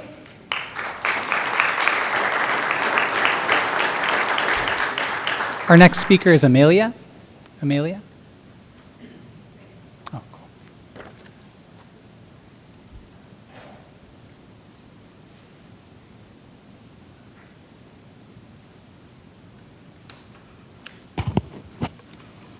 Hello, my name is Amalia, and I've lived in Escondido for over 20 years. I also raised a travel hockey player who first started ice skating at Isoplex. A free skate class turned into a free hockey class, which turned into my life completely going into a different direction. My son has played on almost every sheet of ice here in San Diego, from Poway to Carlsbad to the Kroc Center in San Diego, and I believe he's played on all sheets in LA and has played at 5 Points regularly. He's even played in Canada. It's always funny to see reactions of Canadians when they see hockey players from California. He's even broken his collarbone out of state, and then went on to play for his club ice team in college. I was also a team mom, hockey manager. So one could say I am a huge fan of hockey. That being said, I want to express some concerns I have over this project, mainly due to its location. Giving up a large portion of our park, a park that is enjoyed by local residents year-round and is in use regularly by local baseball and softball teams, is a concern for me. Not to mention the traffic and parking concerns. Villa Rancho is basically a gridlock during peak times. And I understand that there are talks of the Rinks contributing monetarily to the relocation of these fields, but contributing and covering the costs 100% are two different things. They could contribute $4 million, but if it costs more than that, the city would have to cover the difference. And I think that there should be an attempt for them to cover it at 100% if you guys move forward. Also, I believe a 50-year lease term of $188,000 per year is way too low, especially when it comes to the cost of a large portion of our park and being so close to the mall. Basically, this is a prime location for the Rinks, and the lease should reflect that. And for those who don't know, ice hockey and figure skating is a hugely expensive sport to participate in. Not to take away from other sports, all sports come at a cost to working families, but ice hockey is literally in a league by themselves because sheets of ice are very expensive, league fees, uniform, gear, all of it, and then if you end up traveling, that's another 10 grand a year. And if there are any local families listening, you don't play ice hockey and then go straight to playing college like you do in high school sports. At high competitive levels, you play juniors first, meaning that you will have gap years before attending college. So if that wasn't part of your kid's plan, understand that moving ahead. I didn't know that when I took the free skate class. The barrier to entry for ice hockey is pricey and usually attracts families that are able to afford it. That means this sport could be out of reach for a lot of our working class residents, which is a majority of our city. My understanding is that the Rinks could bring some money to the city of Escondido, but at what cost? Just to reiterate, I love hockey, okay? I want more local ice rinks, and the thought of watching my son, who just graduated college, playing rec league here is like a dream for me. I understand completely the challenges families have to get their kids to games when there's not enough sheets here locally, because I've been there. I know that this MOU is nothing binding right now legally, but if you care about the accessibility to our residents and decide to move forward in the future, please consider concessions for our residents, such as discounted fees, skates, rentals, league fees, even designated cool zones for our residents. Because for a project like this, what your time has expired. Oh, I'm so sorry. Yeah. Can I just end by saying go goals? Sure, yeah.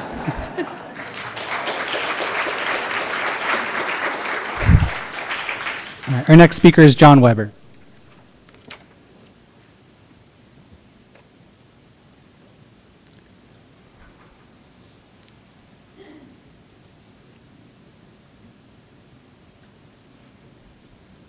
Good afternoon, Mayor, council members.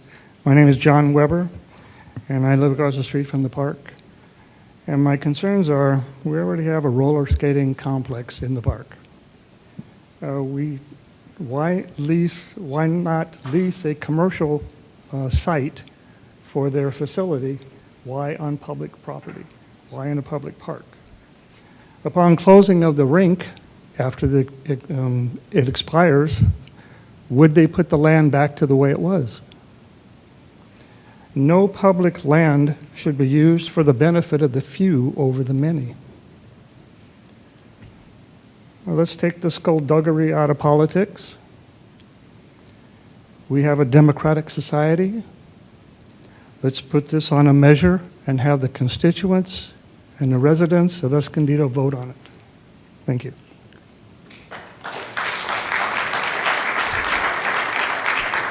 Thank you, Mr. Weber. Is there anyone else who did not submit a request to speak form that wishes to speak on this item? Oh, did you want to speak, Mr. Sir? You can come forward. Just state your name for the record, please. Yeah, thank you. So I can just see all these people sitting here as the competition comes up. They're having a nervous breakdown. My name is Philip Linson. I'm the owner and operator of the San Diego Ice Arena. I'm not in Escondido, I'm in San Diego.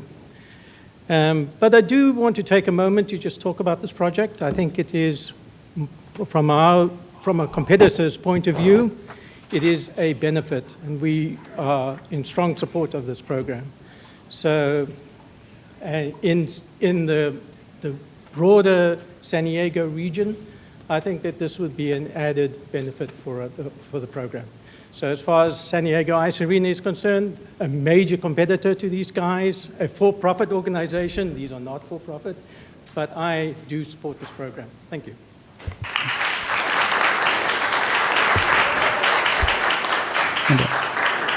And Yuri, it is your turn, Yuri. Yes, you may come forward.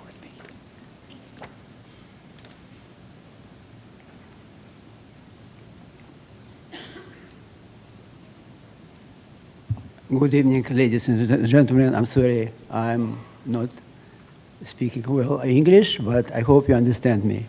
I'm professional figure skating coach, and since 6 years old, I started figure skating. And finally, I came to become Russian national champion, world medalist, and 2 times Olympic Games skater. Later, I was Olympic coach, and my students compete Olympic Games, world competition, bronze and silver medals. I came to San Diego a few years ago, and I'm working now like a figure skating coach in Poway. And what I want to say, from my experience, from my knowledge, I know if you're working plus few skaters, skating coaches here, I know if you're using all my knowledge and all our experience, one day you will see an Olympic Games skaters which put my home is San Diego or Escondido. I promise we will do the best job. From my experience, like Olympic coach, someday you will see and you will be happy about our job and your students as skaters. Thank you. I will try.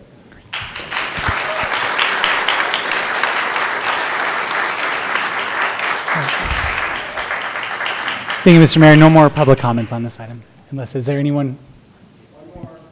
Oh, please come forward. Yes, thank you, sir. Yeah. And if anyone else wishes to, you can line up ahead. Is there? Oh, perfect. You can go after our friend here. Yes. Somebody tripped me. My name is Brian Munson.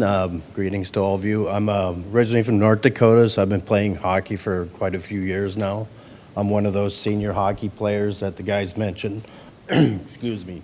I was amazed when I got to Escondido that the Isoplex is open. I had ice hockey. I really enjoyed it at Christmas time when the little kids were skating under the the disco ball or whatever. But then recently I moved to Poway because the Isoplex closed, and now I'm playing as a refugee down at UTC Ice Rink. So I'd like to advocate for adopting this resolution. I would like to quote Wayne Gretzky. You miss 100% of the shots you don't take. Thank you.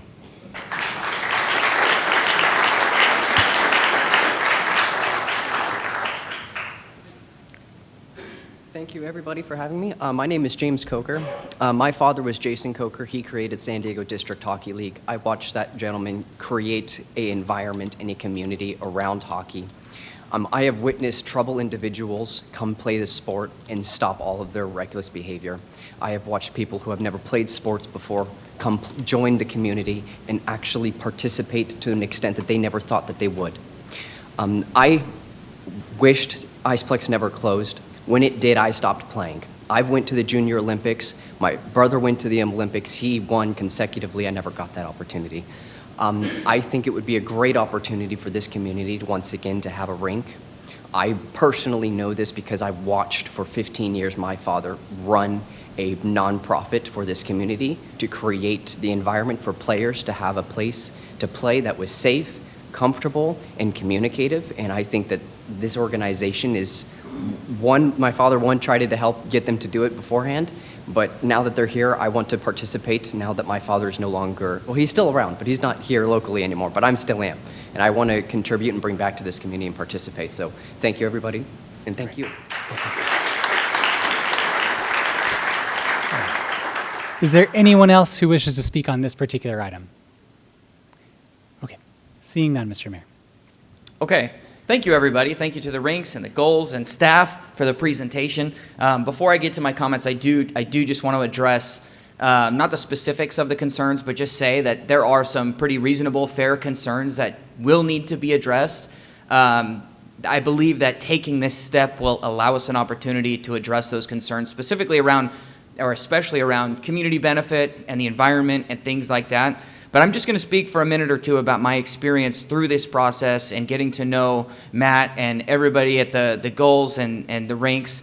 The city manager came to us about 3 years ago, early 2023, I think, and had mentioned this opportunity might be a possibility. And I'm going to be honest with you, I was a little skeptical in the beginning. I was excited, but also skeptical, because the only things I had seen about sports teams wanting to go into cities is sort of the attitude of, what can I extract from this city? What do the taxpayers have to give up in order for us to come here?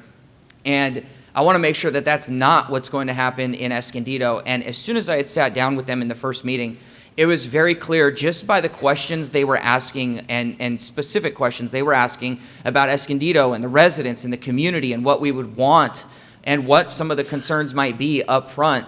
It was very clear that they wanted to invest in Escondido. I think each one of us has been up to Irvine. I know I have. I know a few others have. But I did go up to Irvine. I did go in that facility. And I was extremely impressed. I had never been in a facility like that. I didn't know what to expect. But there were some things that really surprised me, and the most of which was the culture that was inside of that building. I think we walked every nook and cranny of the place, including the executive offices and things like that. And it was very clear that this is very much like a family organization. Yes, corporate, obviously, they're massive, well-funded, lots of money, all those things. But it was very much like, honestly, it was very much like I was part of the team when I was there. And I appreciated that. And getting to see some of the things that were going on there. Inside there, just the hour and a half I was in there, I got to see youth hockey, youth figure skating, and all kinds of other things. And personally, I think that this is going to be a tremendous opportunity and asset for the city of Escondido. And I will be supporting this, but before I make the motion to support, I do have a couple of questions. Can you speak a little bit more in depth about some of the competitions and events that happen there, and do your best to correlate that with what will happen as far as economic activity, possibly with the mall? Yeah, great question. So I think, as we highlighted in the presentation, the growth of hockey has been a tremendous success for Southern California, but also related to Great Park Ice and our other rinks, is we draw regional and sometimes national tournaments to these facilities. We recently, as an example, we had a 6-day hockey tournament up at Great Park Ice back in March of this year, and it was 40 teams, youth under 16, that performed and played at our facility, 960 visitors. So we drew a direct correlation because we could see the hotel room blocks that were booked, and there were more than 3,400 rooms booked just for that tournament. So the ability to, as we mentioned, public skating, learn to skate, learn to play hockey, but then you'll have like elite youth and adult hockey being played in our facility. So it's definitely put us on the map, and we view it as a community asset, both for those who just want to learn to play, but also compete at the highest levels. And I think that addresses just a separate concern about the economic activity to the mall, and having a multi-day tournament where families are hanging out all day, and you don't want to spend the entire day inside the facility. It gives you a place to go and another place to spend money, which is always a good thing. I'm having a hard time recalling the conversations we had with staff around locations. Were there other locations that could have been suitable for this? I remember talking about Reedy Creek Golf Course and Kit Carson Park. Yeah, it's an excellent question, Mayor. And I'm actually going to defer to our city attorney to talk a little bit about the mall. The mall was under consideration. But before I turn it over to him, I just want to kind of lay the groundwork as we're talking about other sites that were considered and just sort of reiterate that we are still in the very exploratory stage of this. This is a conceptual project with a proposed location at Kit Carson. So we anticipate and we welcome these comments, these concerns. The process that we will go through will really help to elucidate what those site considerations are. So I just wanted to kind of lay that groundwork, and then I'll turn it over to our city attorney to talk a little bit more about that. Thank you, Joanna. So, and again, I want to echo as well that this is so preliminary at this stage, and the examination of alternative sites is something that will be throughout the process, including the environmental process if we get past the lease. But there's a couple of constraints that you're facing when it comes to city property. The first is the Surplus Land Act, and you heard a little bit about that from Joanna. That requires, under California law, that to the extent you have property that you want to sell, lease, or dispose of, and it's available for housing, you need to first make that property available for housing opportunities. This would not work. This project would not fit in one of those other housing available sites. But probably more concerning is, and you heard a lot about the mall, there's two major constraints with the mall site. First is you've got a ground leasee who has control over that site until, if all the options are exercised, till 2053. They control that site. We don't. So you could not unilaterally place that project into that site. The second is what's called the Construction, Operation, and Reciprocal Easement Agreement, also known as an REA. That is a private agreement amongst the mall operator as well as the major tenants that controls everything about the common areas of that site, including parking. So parking would obviously be a big issue in this. The city is not a party to that agreement. We, again, could not unilaterally impose this project into that site. So I think those are two major constraints with what I think a lot of people were looking right at the mall, which is adjacent to this, as maybe that's a potential site, but it's very challenging given what I've just described. So. Perfect, thank you. That pretty much wraps up my remarks for this. I do just want to stress, I know we're early on, but one of the concerns that I do think needs to have robust public discussion will be the public benefit. It is a real thing that there's a lot of people in Escondido who can't afford hockey, can't afford to go skate, and if we are going to do this, I think I speak for all of us when I say we want to make sure this is an opportunity that's accessible for everybody and not just some. But with that being said, I'm going to move to approve resolution number 2026-87 and ask for a second. I'll second. Perfect. All right, I'll turn the time over to my colleagues. Okay. Well, I had a whole list of, well, first off, thank you for presenting. Thank you for coming down here. I do appreciate it. I actually had a whole list of questions that you guys covered it between you, the mayor, and I really do appreciate that. I do want to echo the same concerns that we have, and I think it's something that we really need to have a robust discussion about. He got to go into the executive suite. I'm a little jealous. I guess that's the perks of being mayor. I wasn't invited there, but I won't hold that against you guys. But regarding everything else, I think it is important that we're talking about, this isn't going to be no cost to the taxpayer. Again, what the mayor had mentioned before, the concern of these professional leagues coming into different cities and essentially, demanding money. We all saw what happened in San Diego with the Chargers. That's something that we definitely want to avoid. And so any type of public discourse or a clash, I really want to make sure that we're avoiding that and we're approaching this collaboratively as opposed to competitively. So that's going to be it for me. Thank you so much. I appreciate it.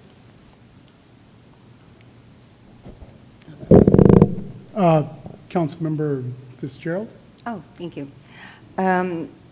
Yes, thank you for the presentation, and I appreciate everybody's input, everybody that came out, and I apologize for my voice. My throat's very sore. I did have an opportunity to tour the Irvine facility, and it was really good. And one of the things that I'd like to address is I hear the concern about the open spaces, and part of the open spaces being taken away. What we are doing here at the city, and it's on the vision that we've put out there, is we are looking for spaces to even have more parks. So the John Masson Bike Park's going to be opening up in Jesmondine, also a hiking area. We're going to be looking at some pocket parks, more skateboard parks, and then also even another park in the area of Del Dios and 11th where there will be a walking trail and maybe an area for sports. With that being said, you know, we too believe in the importance of having open spaces, outdoor activities, and we have just so much to offer here in Escondido. I think that this is a great opportunity for our community. I think that I was thinking about this space because I actually live right by Kit Carson Park, and I have a couple of, there are a few friends out there that raised their kids, and our kids all went to school together, who saw the changes at Kit Carson Park.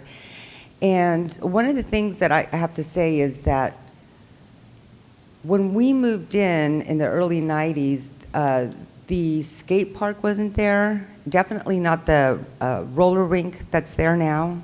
I think the tennis courts were there. And so there was a lot of concern and just as much, you know, people that were for it and opposing it. But once those were built, they have really served a great purpose. And right now we're going to be hopefully revamping the skate park that we have there into a pickleball court. And I'm crossing my fingers that we can also build an outdoor skate park there. So we are trying to provide the community with things to do. I think Kit Carson Park is actually the perfect area for this because I see it as Kit Carson Sports Park because there's just so much activity. I think the concern with the space that this is taking, I like how mindful, you know, the draft that you've drawn up, and I know there may be some changes. I like just the mindfulness of ensuring that it's going to be a good fit for what we have at that park. And it's really this space that's there that I understand, you know, we're talking about open spaces, that space is a softball field. So when there are no softball games going, it sits vacant. I never see anybody taking a walk in the field when they're taking a walk in the park. I think too, I know with you know, as we move forward with exploring, you know, traffic concerns are important, and I know it's important for the Rinks Foundation as well, and that's something that we're definitely going to pay attention to. Also, let's see what I wanted to just point out. So it was the open spaces, and then the other questions that I had, I appreciate your answer because that really covered a lot of the concerns that were coming in on Facebook and then also in emails.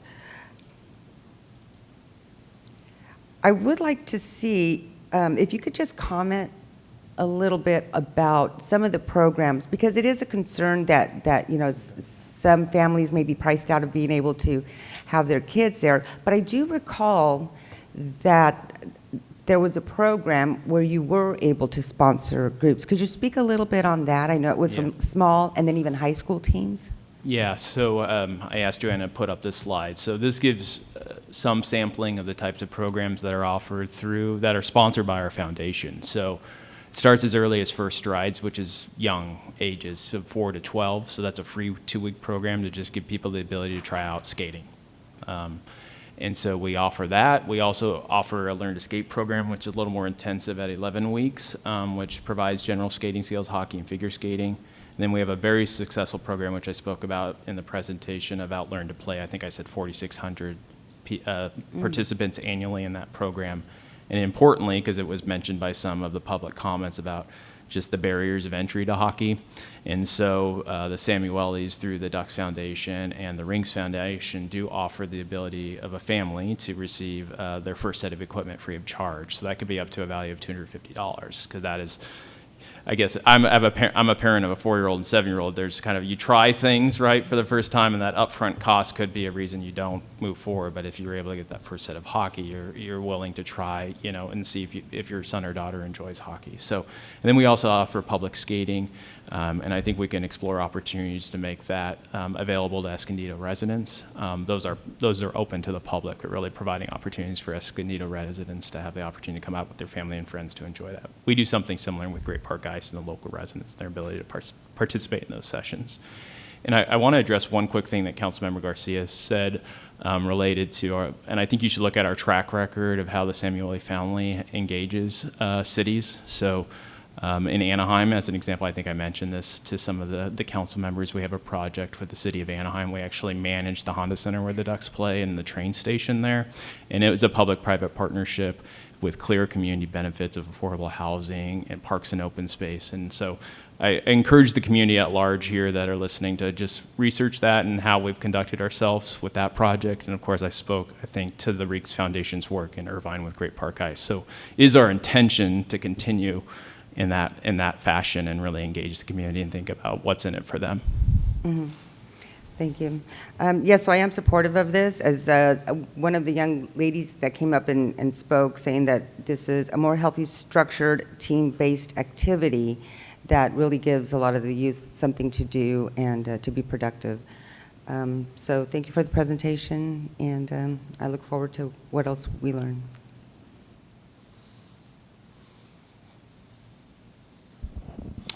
All right, so my experience with hockey has been just absolutely incredible.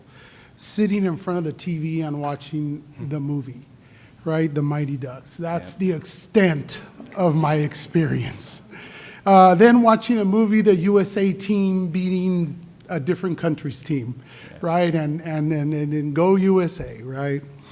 And I had never, other than probably going a couple of times here in Escondido when the kids, my children, wanted to learn or try to learn to ice skate, go in there, never been until I visited your facility. It's a beautiful facility, impressive. It is very different than Kid Carson is. That is a valid and important point to consider. I was very impressed with what you do to support the community.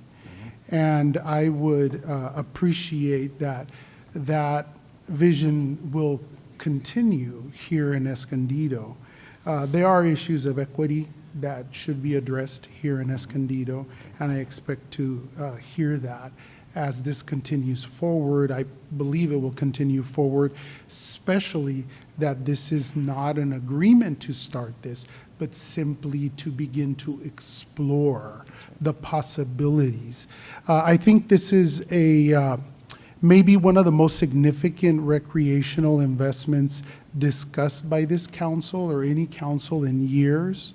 While today's action is only a non-binding MOU, it begins a conversation about a potential new sports facility, economic activity, youth recreation opportunities, but it also brings a lot of changes to the park.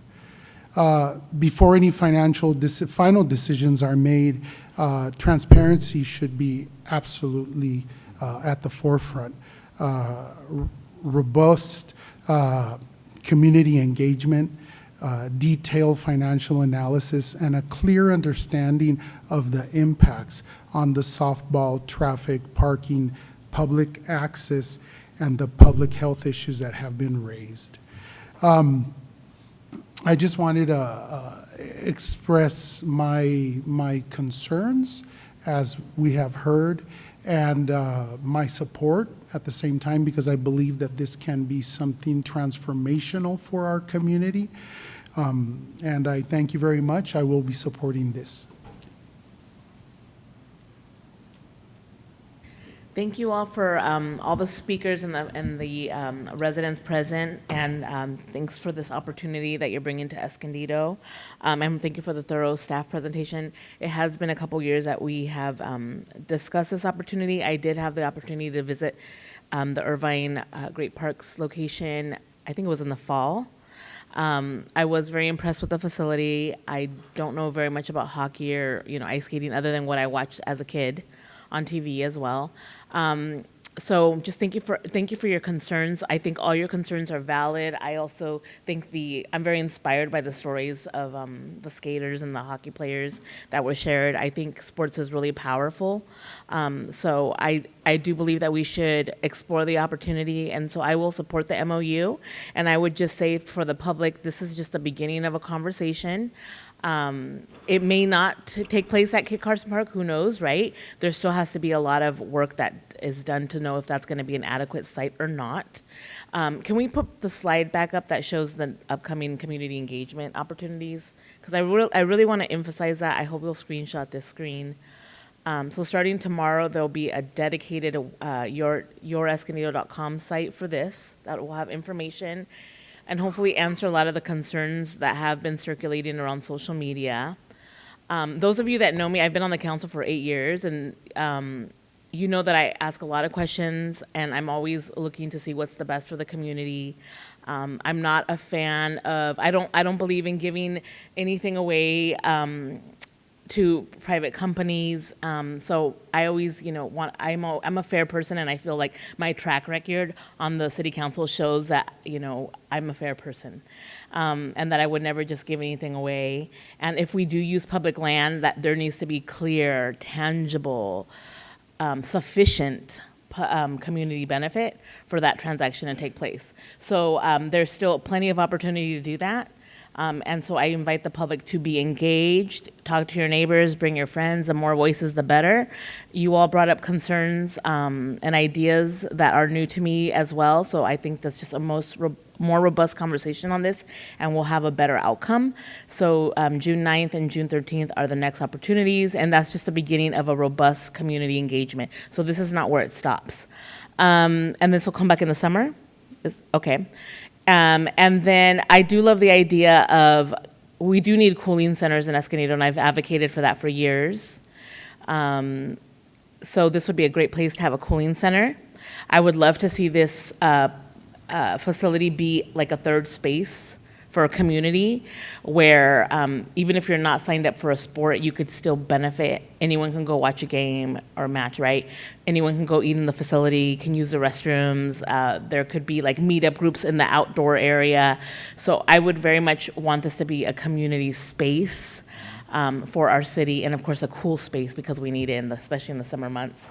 So thank you, community, and thank you all for speaking tonight. I hear each and every one of you, and I trust you will continue to engage us in the conversation as you have more questions and concerns. And I look forward to you participating and us hearing more about your input. And those who couldn't make it today, I look forward to hearing from you in the months ahead as we continue this process. Thank you so much, and thank you for the opportunity. I'm very grateful for the opportunity for our city. A lot of times I complain that North County gets left behind, Escondido gets left behind, and I appreciate that we're being considered for this. And I know Eric left from the North County Economic Development Council. It is a big deal when good companies invest in your city. When nonprofits are very, I also see them as very beneficial to our city, and also philanthropic efforts. We definitely want to have all those in our city. So I'm excited for the opportunity and to see what's to come, and for you to engage our public in this endeavor as well. Thank you. I just have one more comment. Regarding moving forward, I'm very interested in the economic development side of it as well, so I'm assuming there's going to be an economic impact report study done on that. I'd be very interested in doing that. Also, with the tourism, coincidentally, I just spoke to the city manager not too long ago, and we're speaking with economic development about joining the National Tourism Organization. So I think that that's going to just be another thing that'll attract more tourism to Escondido. Thank you. in response, Councilmember, we have commissioned an economic impact study that we expect to release that report to the public so they can read it for themselves. And it was commissioned by us, by London Motor, who's a local San Diego firm. So that analysis will be shared, and it will speak to the direct tax revenue benefit, the fiscal impact to the city, as well as the broader region of San Diego. Fantastic. Thank you. Anybody else? Okay. Thank you again very much. Thank you to the community for showing up tonight. Before I call for the vote, I do want to say after the vote, we're going to take a brief recess. So those of you who are not wishing to stay for the entirety of the meeting, you'll be free to go then. But anyways, go ahead and vote, please. Voting is open. Motion approved, 5-0. Awesome. Thank you guys again.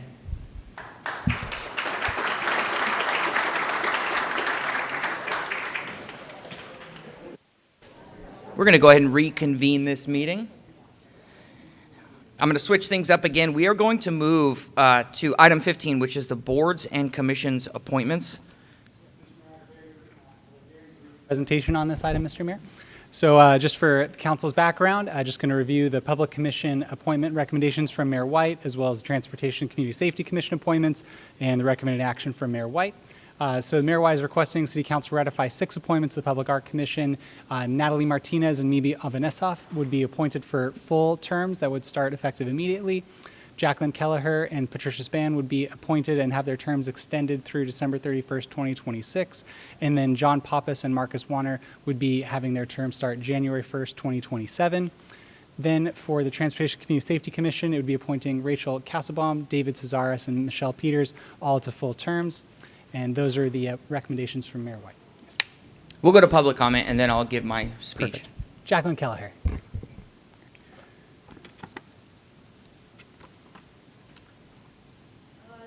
Thank you so much, Mayor White, Deputy Mayor Garcia, and council members. I request to consider extending the term, for the current commissioners that have our term extended until December 31st.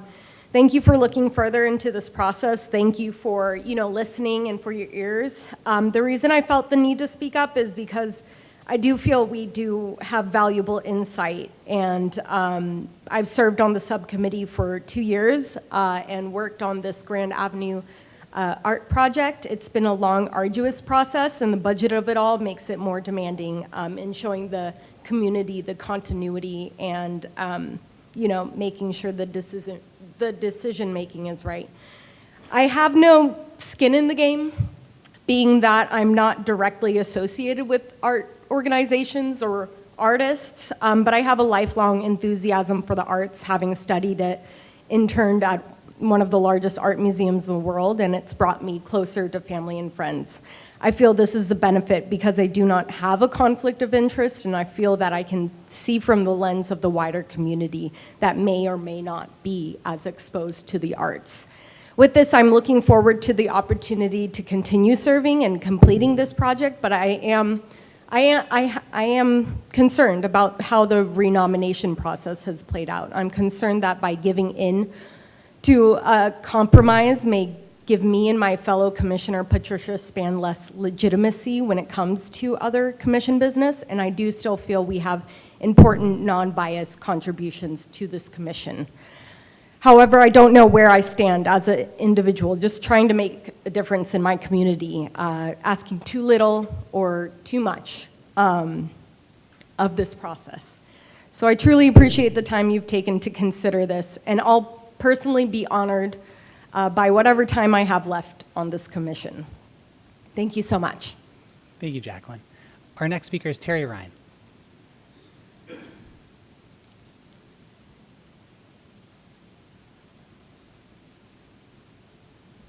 Thank you, Mayor White, City Council members, and City staff for the opportunity to speak tonight. I am a public art commissioner for 6 years. I just wanted to take the opportunity to acknowledge Commissioner Patricia Spann and Jackie Kelleher for their positive impact they've had in our city.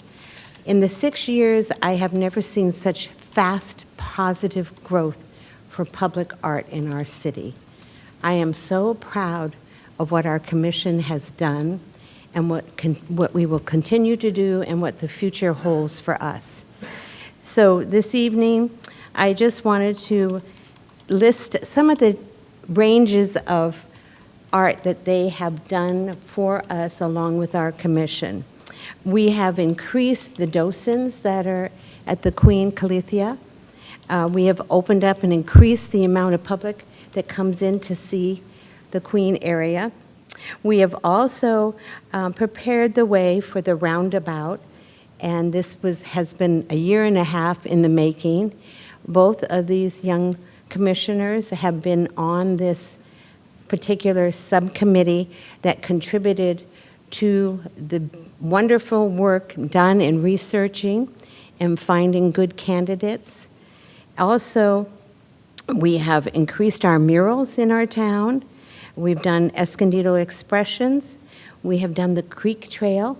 If you haven't had an opportunity, you can see 6 new pieces of art up behind Community Neighborhood Health. And so far, it has held down on graffiti. Thank you very much. And also, the sculptures around town are refreshed and exciting. We have a new sculpture at the entrance of the pond at Kit Carson Park, if you haven't had an opportunity to see that. So once again, thank you for the opportunity for me to speak on the positive impact that these 2 commissioners have made on our commission. Thank you. Okay, a couple of things I want to say with respect to this process. I had a bunch of people reach out to me this time and ask, what goes into the decision-making with this? What are the requirements for this? And what's taken into consideration? There's a lot that's taken into consideration for me personally. Things like experience is taken into consideration, time of current service, having had an opportunity to serve somewhere else within the community. I look at the Public Art Commission, the Transportation Commission, those 2 especially, as great ways for people unfamiliar with the system to get their first foot in the door and experience in serving in the public sphere. One thing that it is not is a popularity contest, and one thing that does go a long ways in just for me personally, I had a number of commissioners reach out and have request a meeting with myself personally before having had an opportunity to get to know each other and get to know, I guess, what was driving their desire to serve. That goes a long ways for me personally. In this particular process, it has been a little messy. One of the things that was pointed out to me after the decision or after the appointments were recommended was that there is a 3-person subcommittee on the Public Art Commission. One of those people has moved away, and the other 2 would have been replaced, which would have thrown a giant wrench in the process for the Grand Avenue Vision Project. Once that was brought to my attention, that's where the idea came from, to extend the 2 commissioners' terms, to see that project through, and then go through with the other appointments. So anyways, that is a little bit about the process and what goes into consideration. There is nothing in particular out of the things that I mentioned that really stands out, other than, getting to know somebody personally, or in one particular case, seeing somebody volunteer over and over in a lot of the events I go to, just knowing that they have a desire inside to serve. That does go a long ways. But anyways, I'll make the motion to approve this, ask for a second, and I'll open it up for questions and comments for the council. I would like to bifurcate the vote for transportation and public art, and then I do have some comments about the process. Okay. Okay, thank you, Mayor. So usually we have, boards and commissions, every year we have boards and commissions, and we have different seats that become available in different times, so that we don't have an entire new board, right, from scratch. And so there's some continuity and institutional knowledge.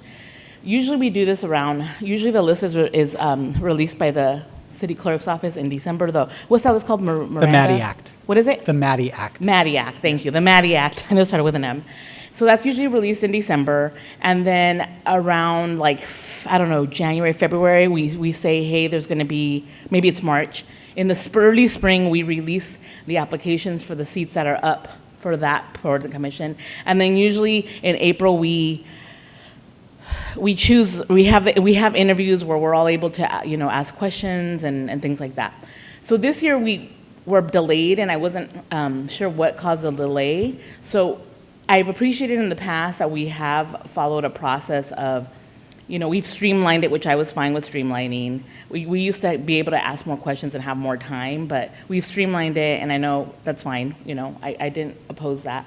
But I noticed that we delayed these things, and then we did interview, and we had some makeup interviews, and then we provided a list. And in the process that you just described, Mayor, was the people that you're proposing for the Public Arts Commission, were those the top people, the top list that we all submitted to you? Do those match? Those names match? No, and that's one of the things I left out. That is something I take into consideration, but it's not automatic. Okay. So if it's not, I know that you have the ultimate purview to recommend whoever you want. And like I said, I like consistency, and if I'm gonna give you my list, and we're gonna ask people to be interviewed, and I know in some cases people stay till 9 o'clock to be interviewed, I wanna know that that me submitting my list was done in good faith, and that process was gonna be respected. Otherwise, we didn't follow the process and we deviated from the process. So that is disappointing to me. Can I give you an example of one of the ones that I Yeah, hold on one disagree sec. with? Definitely, Okay. yeah. Hold that thought for a minute. And I just want to say this. We don't always agree on everything, but for the most part, I'm happy that people want to serve on our boards and commissions, and it's usually not a thing. I'm not trying to cause a controversy here. But I want it to just be consistent. I just want to say something about our Public Arts Commission, because our Public Arts Commission really stands out. And I was the founder of the Boards and Commissions Subcommittee. I intentionally moved advocated from 4-year terms to 2-year terms for the reason of getting new people on there. If something's not working out, we can make those changes, right? So it made it easier for people to transition if that's the case. Maybe the person isn't really as committed as they thought. So it was meant to be an inclusive process, but still to have a process.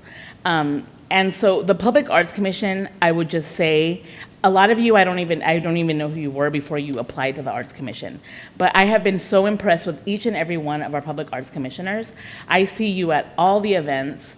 You all show up, you don't get paid, you're volunteers. And so if for some reason we were not going to continue the appointment, I want specific tangible reasons why. Because otherwise it's a disservice, and I don't want people feeling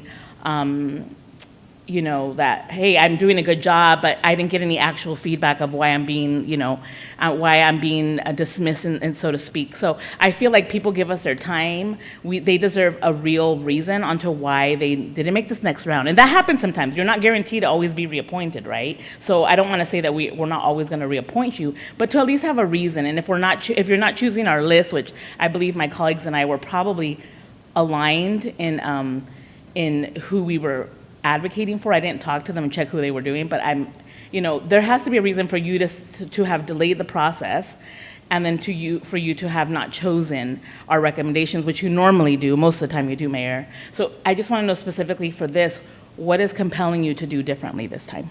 Yeah, I'll give you one example. There was, I won't say which commission, but there was an individual at the top of everybody's list who, on paper, the qualifications were amazing. However, that individual's had a very rich life in service, and even right now is currently serving in an opportunity pertaining to the commission, and has been there for a significant amount of time. And I'm not painting that as a bad thing, but giving a new person an opportunity to get their foot in the door is what went into that decision. As far as delay, I don't remember why we delayed. I can speak to the time frame on this. So originally, normally interviews take place in March. We had those scheduled for March 11th. Then Mayor White ended up having a trip to Washington, D.C. to advocate for the city. So we ended up delaying that, and because of other agenda items that were placed on the agenda subsequent to the 11th, the interviews continue to get delayed. And you may recall the council appointed the members to the Planning Commission, as well as the members to the Library Board of Trustees in that subsequent order during the time frame between March and now these are the two commissions that remain. Yeah, and so I understand what you're saying, Mayor. As far as like, I think of one person in mind, I don't want to single them out, but as far, that's been there for a while, and I understand like, okay, maybe if you've served a certain number of terms, it's time to give someone else an opportunity. But I think probably the best way to do that, where I want to maintain positive experiences for our commissioners, would be, hey, maybe we say this time we are going to look to diversify or have new people on the commission. But instead of making it be till the end of the year, we just kind of follow our terms and make it be till 2020, and then maybe in 2020 we express that we're going to want to be open to new commissioners or commissioners who haven't served more than a certain number of terms. I think it's just odd to make it be half of a half a term, so it's a 1-year term, and it just, again, we're deviating from process, and then at what point does it continue, right? Because again, if I want to trust that when I'm sending you a list, like there's other people that you recommended that I don't believe made the top 3 list. Is there a reason for that? Say that again? I said there's other people who made your list that I don't believe probably made the top 3 list of all of us. Is there a reason that you're recommending different folks for that? Because you mentioned one example. Yeah, But I'm you're trying to give you recommending another complete- example. You're recommending 3 new people. Yeah, So again, giving... And I know you have the purview to do that, Mayor, but I'd like to know why, because again, we're going through a process. People are coming and interviewing, people are speaking, they're waiting, they're doing a good job, but then they're not getting reappointed. People deserve the right to know, and I would also like to know, because I'm submitting my list in good faith that you're going to consider it. And yeah, it just, I would imagine that you would feel the same way if the tables were turned. I wouldn't say that I did not consider it. I consider it every time. What it boiled down to for the most part this time is, to be quite honest with you, I would love to give everybody an opportunity to serve for as long as they want, but we had some exciting new people that I have had interactions with in the community over the last 3 years, and I felt like they deserved a turn as well. Okay. And I would just say, I think when we go through this process, it is important, and again, this is just my opinion, Mayor, I know you don't have to take it. Whether someone goes to you and says, hey, I'm going to schmooze you up at an event, I talked to the mayor, I would hope that it takes more than that to get on your good graces to make a list like this. Because again, people go through a process, they fill out an application, they submit their information. People are nervous coming up to us sometimes as if it's their first time, and it takes a lot for them to do that. So I would just, in this case, it kind of does sound like a popularity contest in that regard, because you've interacted with them individually and you like them. So yeah, I just think we're deviating from process here. I'm going to push back against schmoozing me at an event. One individual in particular I've only seen at events as a volunteer over and over, and already seen the commitment that's in him to serve the community. There is no schmoozing at events. That's almost offensive. And the process, here's the difference. I know you want to stick to process, but it is up to the discretion of the mayor, and you served under one mayor who did things one way, and now another mayor who does things another way. And things are going to change. They're not always going to be consistent. But I'd like to give new people an opportunity. Okay. Yes, and I just want to call that out, because if we're going to deviate, there should be an explanation. I know that you'll recommend who you want, and ultimately we either affirm or deny. So if we could bifurcate the two, that would be great, and then we, I don't know, you haven't made a motion yet, right? Can I also just? I did make a motion. Okay. I think the people, I understand totally what you're saying, Councilmember. I absolutely do. And I will say, though, that the people that were appointed, I still do believe that they have impressive resumes. To your point earlier, I think everyone... And not to knock them. No, and I know that's not what you're doing. I know that's not what you're doing, because when I saw the list, I said, these were people that I thought were impressive as well. And I know you're not trying to diminish their experience or their qualifications. So it's what I'm seeing here, though, is there is opportunity for new people to serve. And I think I don't want, and I know this is not what you're doing, and this is why I'm saying it, I know you're not diminishing the qualifications or the commitment that the other applicants have, while at the same time I know you're recognizing the contribution of the prior commissioners, and they've done impressive work. So, okay, that's all I wanted to Yes, and I don't want them to feel that there's a punitive thing happening because they've done a good job. Unless, if they haven't done a good job, we should tell them you haven't done a good job, and then we'll part our ways, right? Thank you.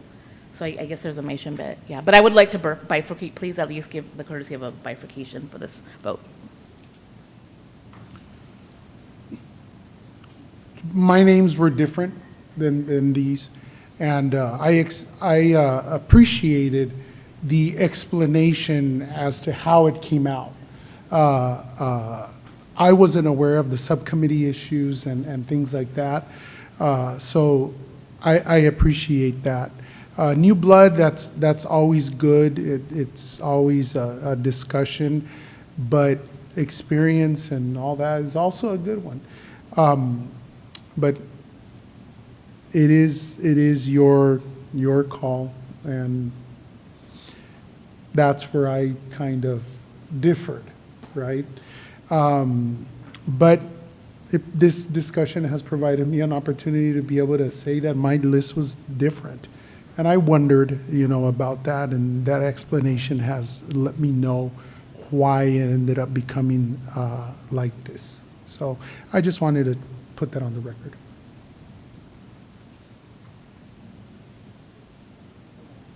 Okay, I'm going to withdraw my original motion and make a motion to approve the Transportation Committee recommendations.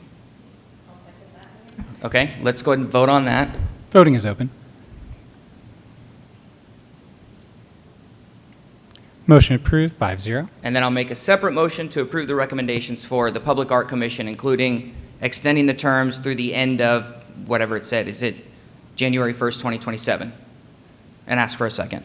December 31st, 2026, and then starting on January 1st, 2027. Just kidding. Yes, what he said. Do we have a second? I'm so sorry. Did I hear a second? Okay, thank you. Voting is open. Motion approved, 4-1. Martinez, no. All right, thank you, everybody.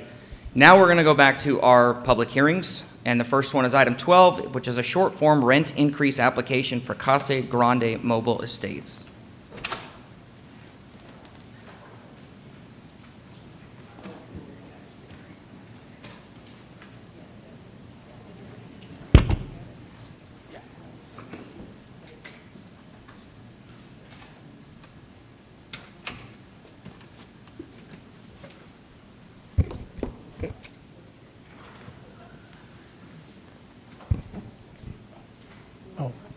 This is going to be the staff presentation first. Yeah. Great, sorry.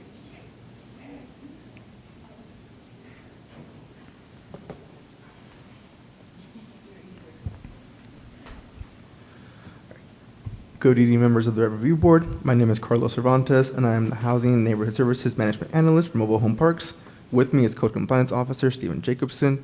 And for your consideration this evening is a short-form rent increase application for Casa Grande Mobile Home Estates. The board is asked to receive this presentation, hear public testimony, and make a determination concerning the rent increase request in accordance with the factors set forth in the Escondido Mobile Home Rent Control Ordinance and the Mobile Home Rent Review Board guidelines. Today we'll be taking a quick look at the presentation purpose, a brief history of the mobile home rent control within the city, an overview of the park and the request, the resident meeting, and wrap up with code findings and any questions you might have.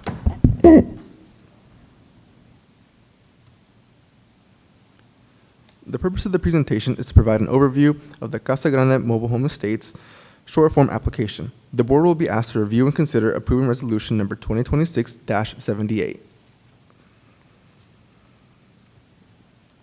On June 8, 1988, the Escondido residents voted to approve Proposition K to enact mobile home rent control in the city of Escondido. Under Prop K, if a park owner wants to increase the rent of a mobile home rent control space, they must file an application with the city to obtain approval from the Mobile Home Rent Review Board. In 1997, the board adopted changes to the Mobile Home Rent Review Board guidelines to allow for the acceptance of a short form application. The short form is an abbreviated and less administratively burdensome application process for park owners and city staff.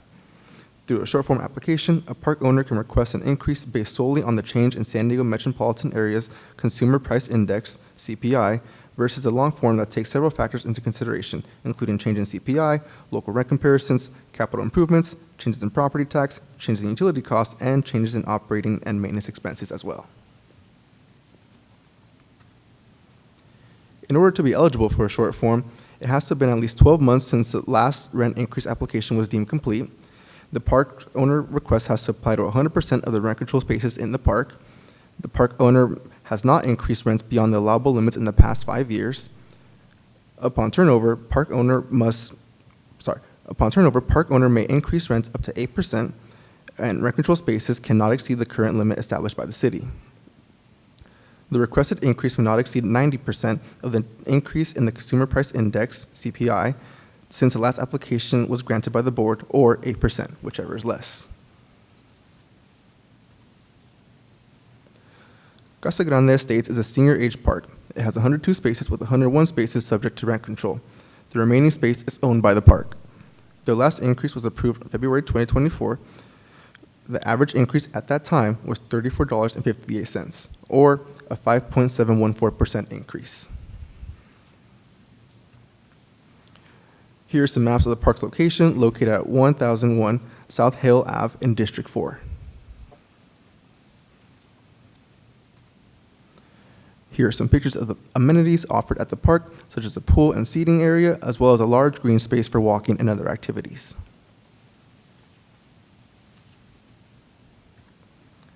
There is also a laundry facility and a clubhouse with a kitchen area. Here's a summary of the park's request. The request covers a 12-month period of consideration. As I said before, the last increase was approved February in 2024 with an average increase of $34.58 per month. The park is currently requesting the maximum allowable increase of 90% in the change in CPI, which equates to 3.409%. The average rent for the affected 101 spaces would be $665.59. The average requested increase is $21.95, with increases ranging from $11.36 to $27.89.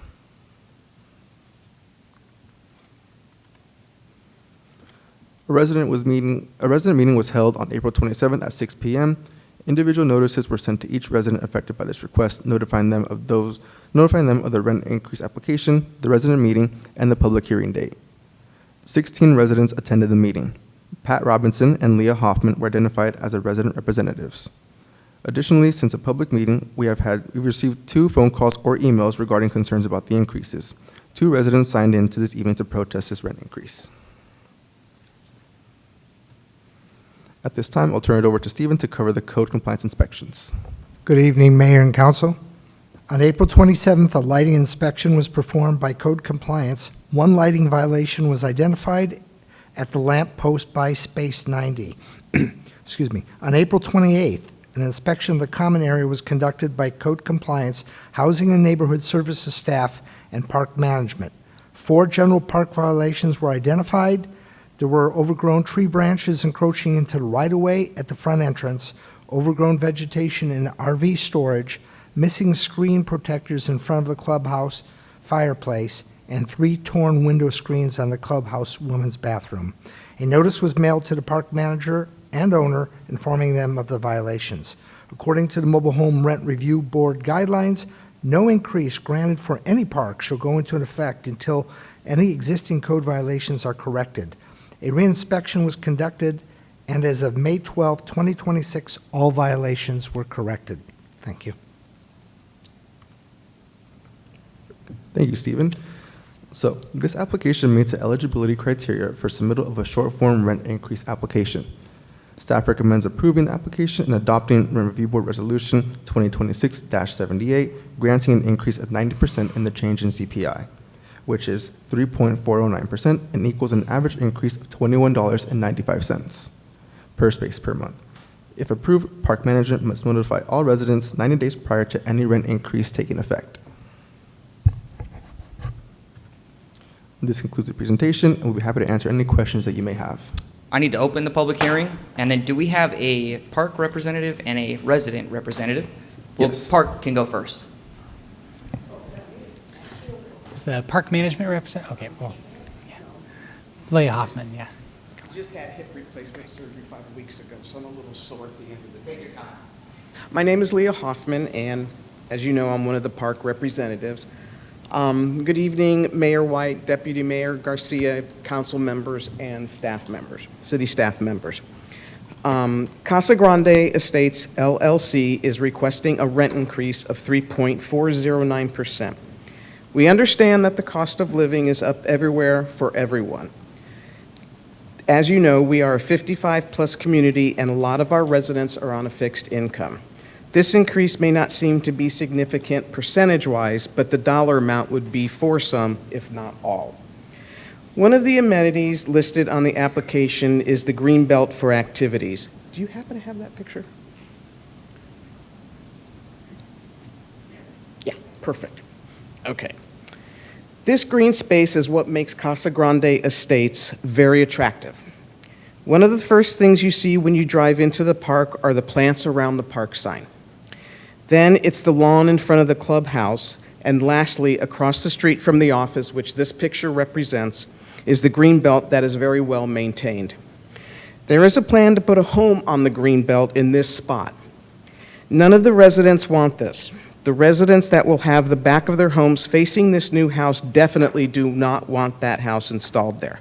This house will take away about a third of the green belt. We understand that the city government may not have a say as to whether or not the house is brought in, and we understand that there are state incentives to create more affordable housing for seniors. However, when you take away, whether partially or completely, one of the amenities that makes this park a great place to live, then the 3.409% increase isn't welcome, not that any increase is.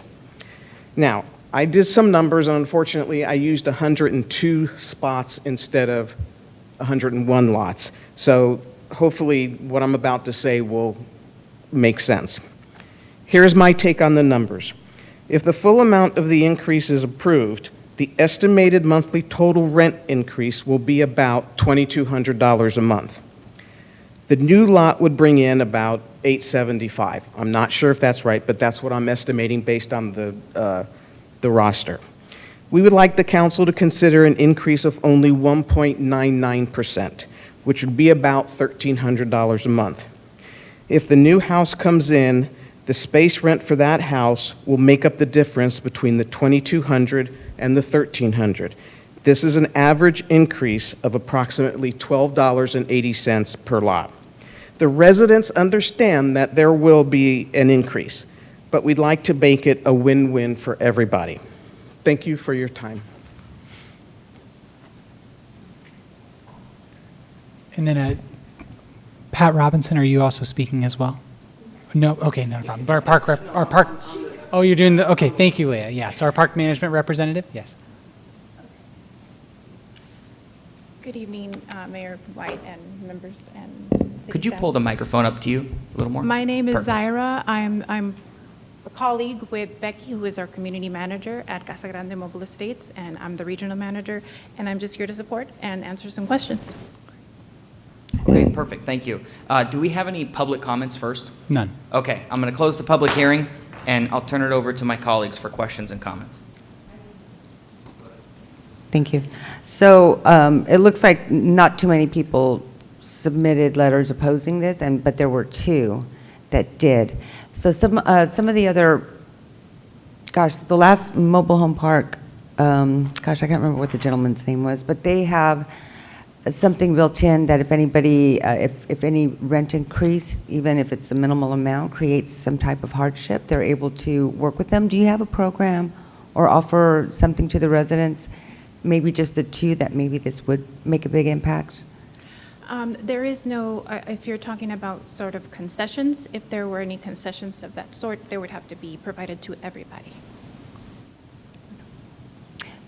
Yeah, it's some kind of financial aid assistance, yeah. Yeah, that's what I was going to say, some kind of subsidy or some kind of rental assistance program. No. Oh, you don't? Well, it would be unique to that mobile home park, right? So maybe that's something that we could share, just for your consideration. Maybe we'll see if we can give it over to you. Yes. Thank you. forget the name. Yeah, but what's the name of the representative that comes? Jim Yance. Jim Yance. Yeah, Jim Yance, yes. Yeah. So there's a gentleman who comes representing multiple properties, and the properties that he manages, they do have like an internal fund to help with support for any renters that are having hardship. So it's like a pool of money that they have as a courtesy for their, renters, so. I know what you're saying, and I think I have seen that in different areas. Yeah. Not in rent control areas per se, but Yeah. I know that there is, definitely programs out there that help our residents. Well, this is it would be like you creating the fund, so your company would create it, so you set the terms, and it would be for rent control. Right. Yeah. Well, if there's any information you guys want to provide the park, we'd be happy to receive that. Great. I had is it okay if I continue, since I have the mic? Okay, thank you. Thank you so much. So, a couple things on the violations. I know there was a property a few weeks ago that had like 11 violations or something like that. There was, I think, 4 violations for this one. Is that kind of, would you consider that low, or is it kind of high? I'm trying to see how good they are at maintaining their park. It just depends on the park, the size of the Yeah. park, how many spaces. What would you say for this one? I think 4 is pretty much an average. And Okay. you So gotta it's remember nothing two- extraordinary, like, wow, you have a lot of violations? No, and a couple more of overgrown vegetation. It seems like every park has this type of issue right now with the weather and stuff, so I think it was average. for Okay, the and then, sizes. thank you. And then, Leah, were you the representative for the residents? Yes. Oh, okay. One thing you didn't mention in your commentary was that you oppose I think you're trying to create an incentive program. You're not necessarily opposed to the rent increase, but you're making mention that the formula of how rent is going to be calculated is going to change if they add an additional unit. Is that correct? Yes. Want to come up just to make sure people listening online can know that they can hear the conversation? There's a seat right next to it if you want to, there's a seat right next. Both have mics, yeah. My point was, we know there's going to be an increase. What we're trying to do is make it a win-win where they're still going to get the same amount of money if they put in the house and do the lesser rent increase. If they don't put the house in, then we would be fine with the 3.049.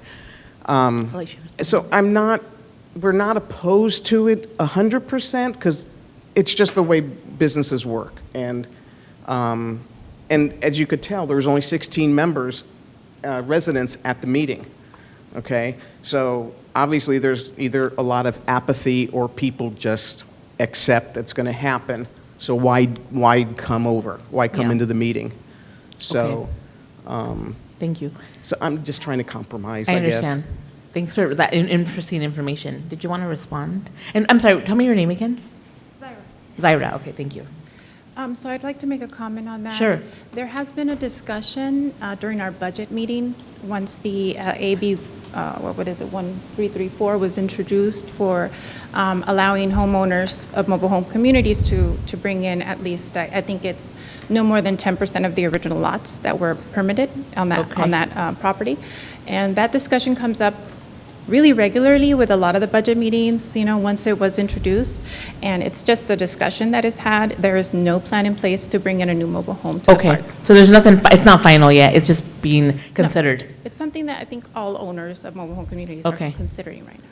Got it. Well, what's the name of that bill? I think it's AB 1334, but don't quote me, I think.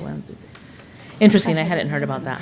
Okay, well, good. Well, you're hearing some, maybe there could, if that's the case, I think it's just highlighting that there's some potential to, if this is going to go there, people are probably not going to be happy about it. Your residents are probably not going to be happy about it. So if there's a way to kind of negotiate with Absolutely. them, I beautiful always encourage people to raise concerns and negotiate with each other. It's a good thing to do. It's true, and I walked that green belt myself, and I think it's beautiful. Yeah, I love it's it. unique. It It's is, great to have and it. It is. If anything were to happen, I'm not saying it is, but if anything were to happen, it'd be a smaller section that's very, very beautiful and long. It's a beautiful area, and there would be a lot to enjoy still, but no plan for that at this time.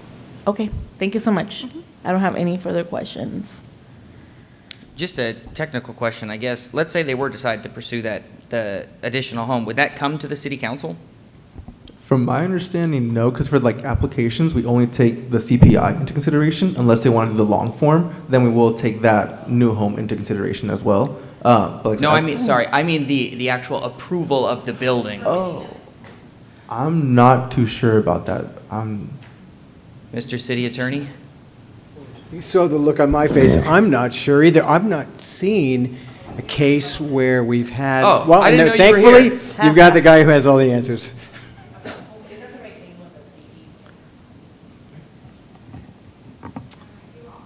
So, Mayor, Deputy Mayor, and City Council members, with mobile homes, as it is a little bit different process, mobile homes are certified by the state of California.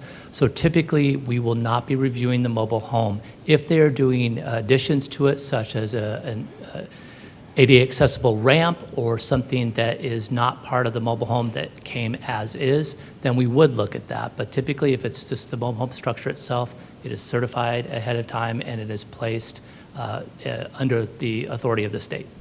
Perfect, thank you. You're welcome. Another question for the city attorney. Can you briefly talk about fair, just, and reasonable? I sure can, and I even have your short form guidelines right in front of me. Under section 11D, this is how you look at your short form applications.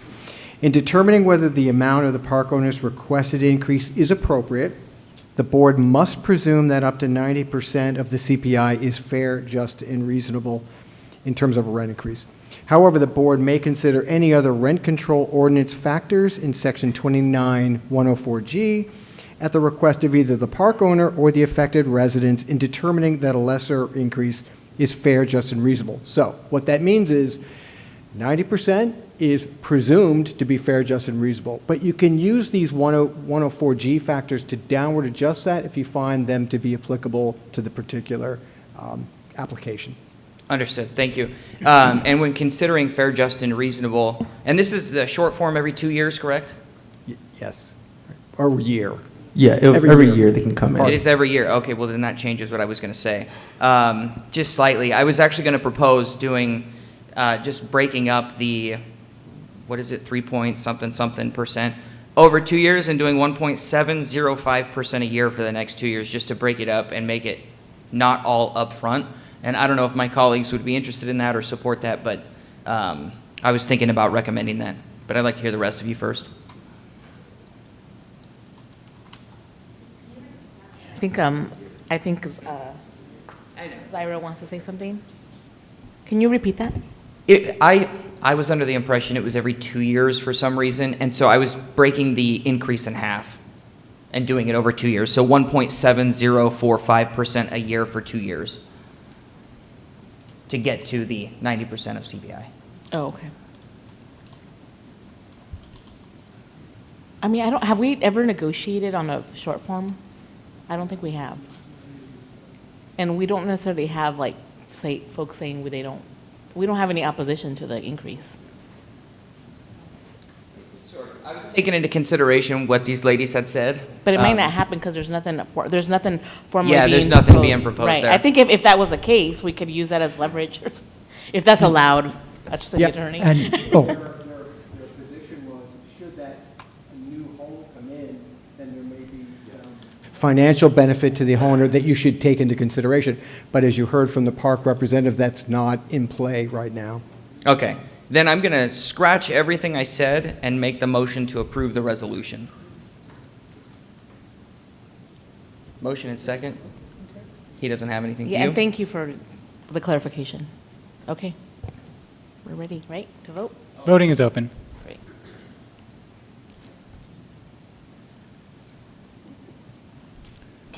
Motion approved, 5-0.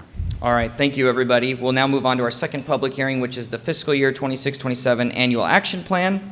And I'm going to open that public hearing in the beginning and turn the time over to staff.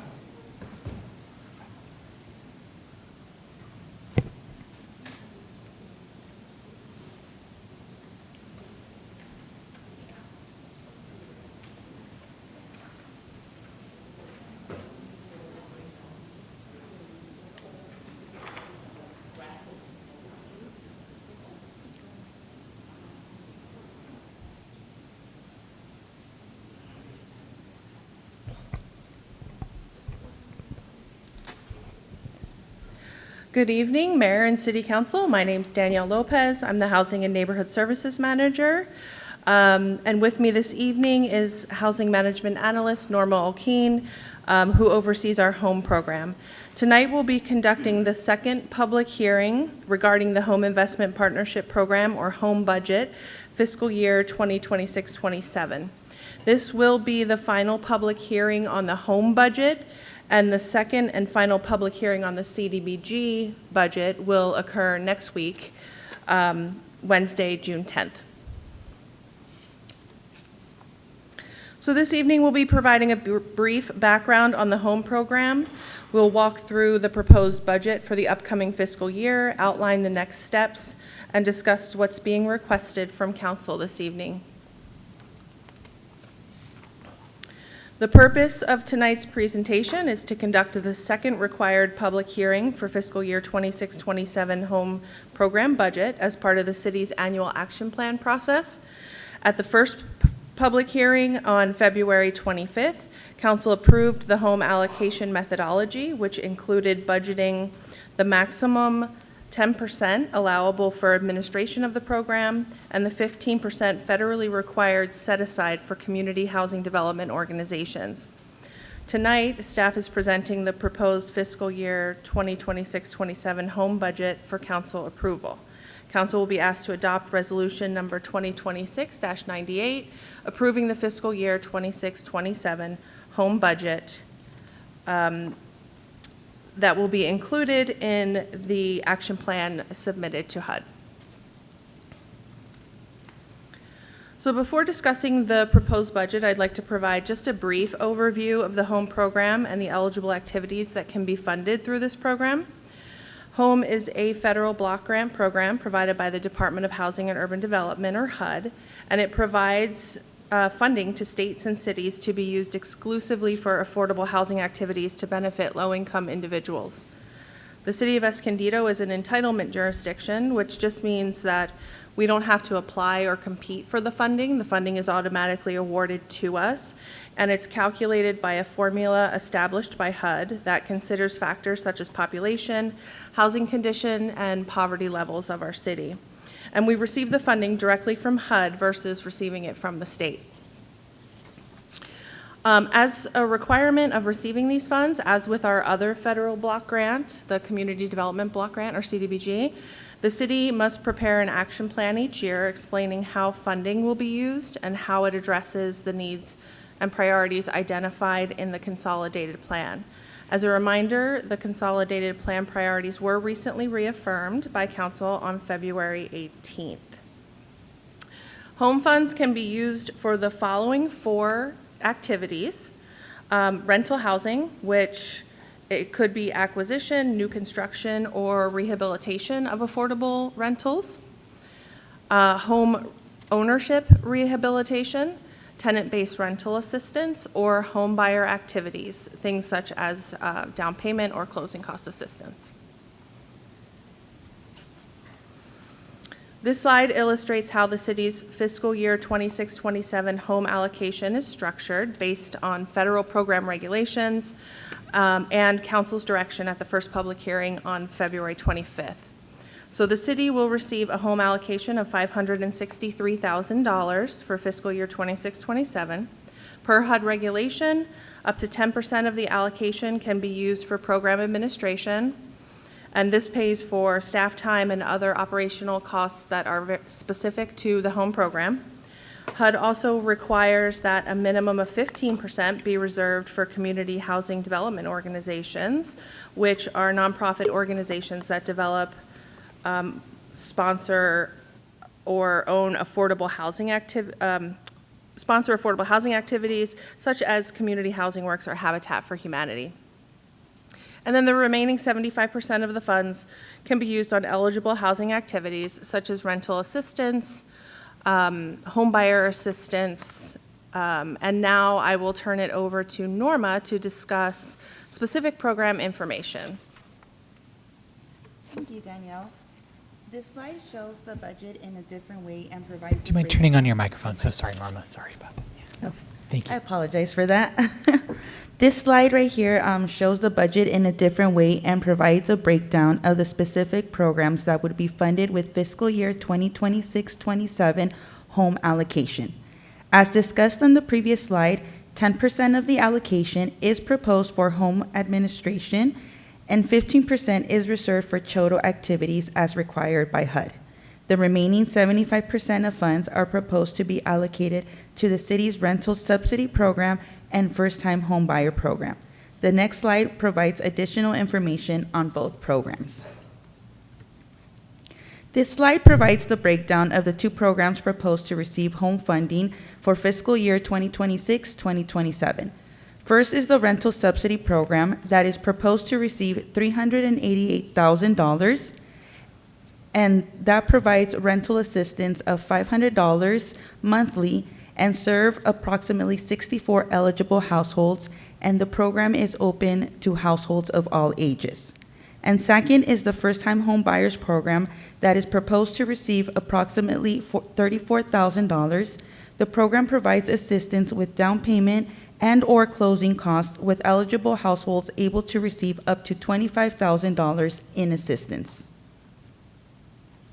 Moving along, this slide summarizes the fiscal year 2026-2027 annual action plan process for home funds. On January 7th, Council received a comprehensive review of the CDBG and home programs. On February 18th, Council conducted a public hearing to review and reaffirm the priorities adopted in the 2025-2029 Consolidated Plan. On February 25th, Council conducted the first public hearing for home funds and approved the allocation process. And tonight, we are conducting the second public hearing and presenting the proposed fiscal year 2026-2027 home budget for council approval. This slide here highlights the public outreach efforts conducted as part of the fiscal year 2026-2027 annual action plan process. In accordance with HUD requirements, the city conducted a 30-day public comment period from April 16th through May 15th. During that time, the draft annual action plan was made available on the city's website and at the City Hall for public review. Staff also conducted outreach through the Neighborhood Leadership Forum on April 23rd and hosted a community forum on May 7th to provide information on the proposed use of home funds and solicit community feedback. Additional outreach was conducted through the city's social media channels to encourage public participation and awareness of the annual action plan process. Now I'll turn it over to Danielle for an overview of the comments received. Okay, here are the comments received during the public comment period that were related to the home program.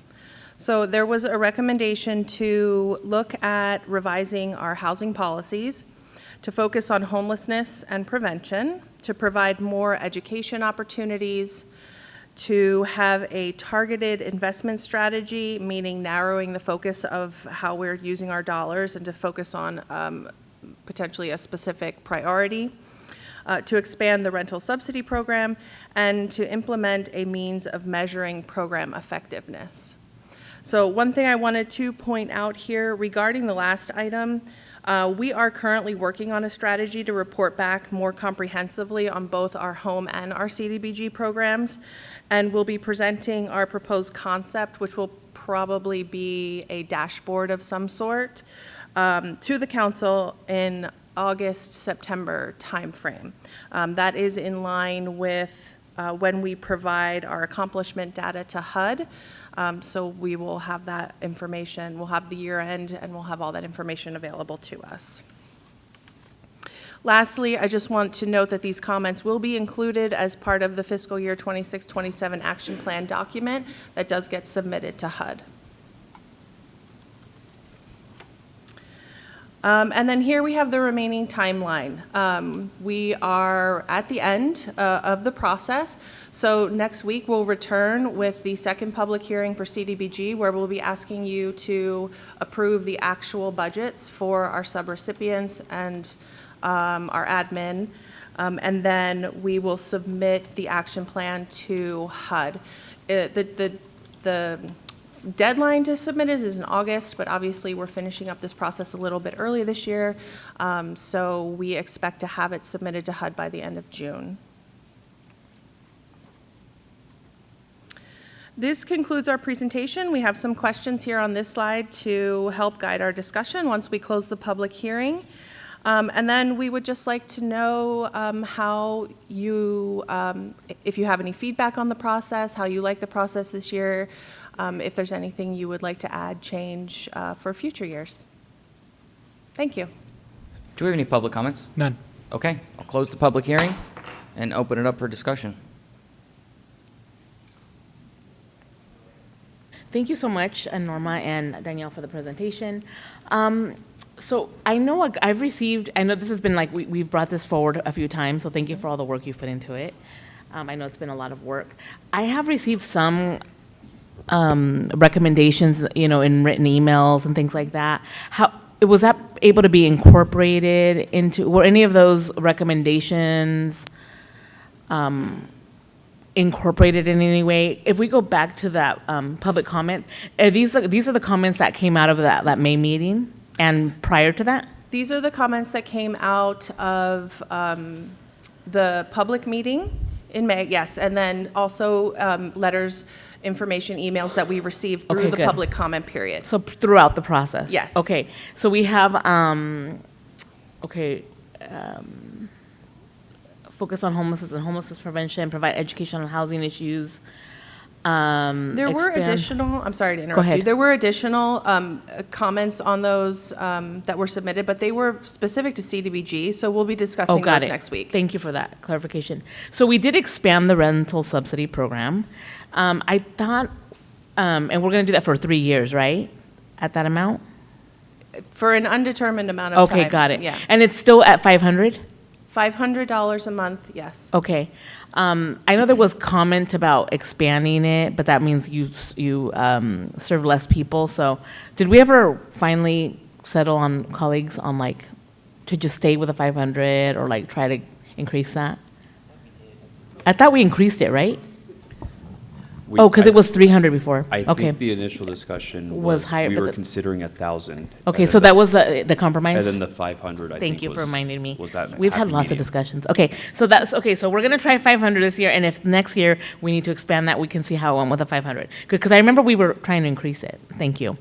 How about measuring the effectiveness of the programs? Hey, this went really well. An example that I can think of is we flew through that $380,000 in the first month. We expended that right away. There's obviously a need, and some people came back for more because it wasn't enough. That would be helpful, measurable ways for data for us to know, hey, we need to increase it. What's kind of the plan for us to measure the effectiveness of programs? Is there something being proposed for that yet? So that's what we'll be bringing back to you, but I can talk about some of the ideas that we have now. So we will have, we'll be collecting a list of interested individuals, right? So we will serve, the program as it is now will serve 64 households. And then once we hit that, then we will still continue to collect an interest list. Okay, good. So in the first, I would say 3 to 6 months, we should have a really good idea of what the need is out there and the frequency of, are we still getting people, how many people are calling every day? And so we will be collecting that interest list, so we'll be able to report back on that. Also with the rental subsidy program, we're going to be initiating a participant survey. So basically to take a survey at the beginning of the program when you get awarded, and then a year into it to see if our assistance has improved your financial stability in any way. Is it easier for you to pay for groceries now? Are you paying your utility bills on time now? Things like that. Okay. And then you talked about the dashboard. Can you share again what that's going to be for? The dashboard, I think, will be more on the CDBG side, but it'll just be it'll show who the subrecipients are. Essentially, we're working on that right now, but who they proposed to assist or how many they proposed to assist and what they actually did. Did they spend all their funding? Was it on time? So it'll be all those factors that we're going to try to And that's the present. transparency kind of accountability Yes. piece? Okay, great. Yes. Okay, that's kind of just what I would just say, based on just general comments, I do think, when people participate in this, they want to kind of know, like, hey, when I gave that input, what happened with that input? Was it considered? And if so, maybe it was like, it was considered, but it didn't make the cut. Just something for people to kind of see that their input is being taken into consideration. However we can incorporate that in the future, I think is great to say. These are all the recommendations we got. And I think you did that with previous things. Like, this is the list of all the different comments, and you gave the raw comments. And then these are the themes, something visual. So maybe that dashboard could be something that also shares that kind of things. I'm just trying to think of where people feel like, hey, that was my comment that made it, but maybe it didn't make the full cut, but at least it was captured, so they are listening to me, That's just the general feedback that I have. I think you did a great job, and yeah, that's all. That's all the direction for now. Thank you.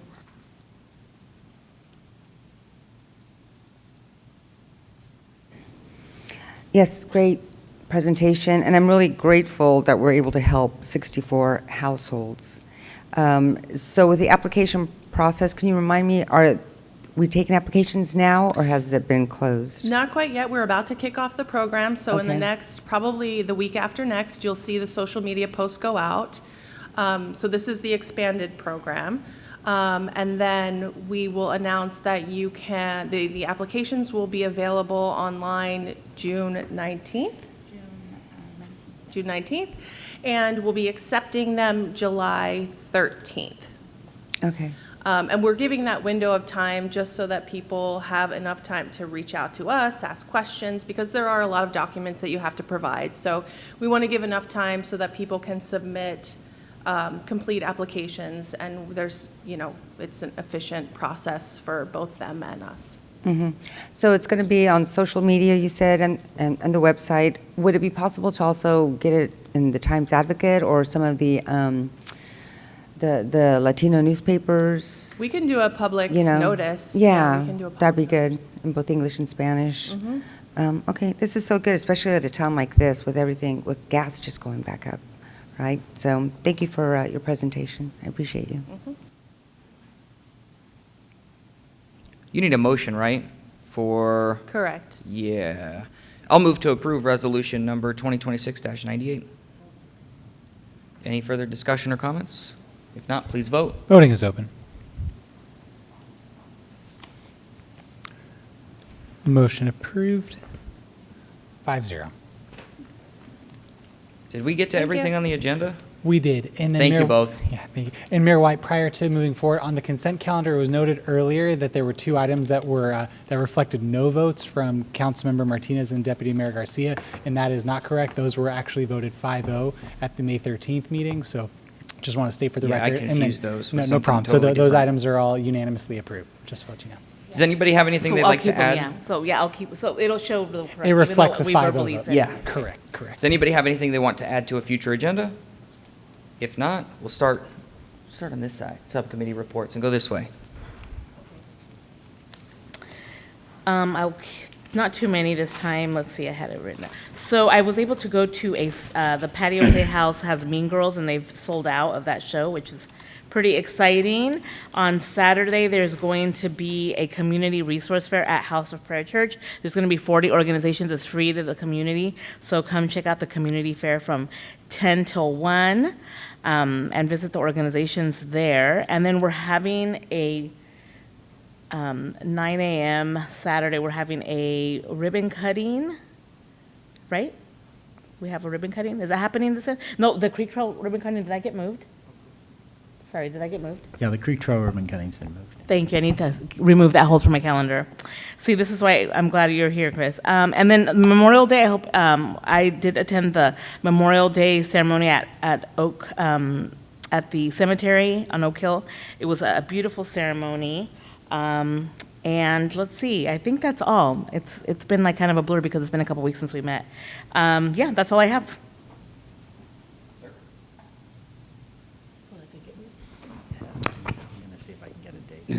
The Memorial Day service was really nice. I agree. So I went to the Clean Energy Alliance meeting last week. One of the biggest things that we were discussing is our budget. Our budget for the clean energy is very strong. We have some financial goals that we are anticipating reaching early, If that's the case, we will have a couple of different options, which could be further investments into other renewable or clean energy resources.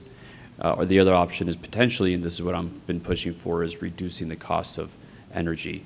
If that is available, well, we'll know within the next year or two how we look, but that's really exciting. And also, if anybody knows anybody who would be interested in serving as a citizen community advisor, as a citizen advisory, citizen advisory committee, please let me know. And then other than that, thank you to my community for the privilege of serving. Is there one vacancy still on there for There's one Escondido? vacancy. Okay, thank you. All right. Over the last couple of weeks, I went to Cypress Courts Retirement Community. I was the guest speaker. It was a ton of fun. I attended the new IKEA grand opening, the Big Blue Swim School grand opening, and was also present at the Memorial Day service. We had a chance to review the draft e-bike ordinance, which is going to be coming up, and we'll get a bunch of public input on that as well. Also attended the ad hoc city attorney search subcommittee. We had our first meeting to just give a little bit of direction on that. I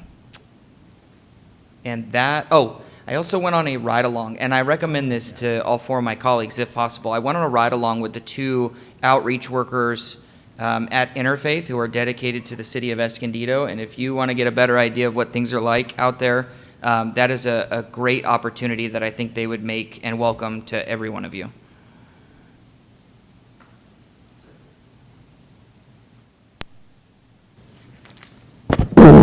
Couple of things to report. I was at the NCTD board meeting during this period since that we haven't had meetings to do reports. I was at the Memorial Day ceremony service at Oak Hill. It was touching as usual.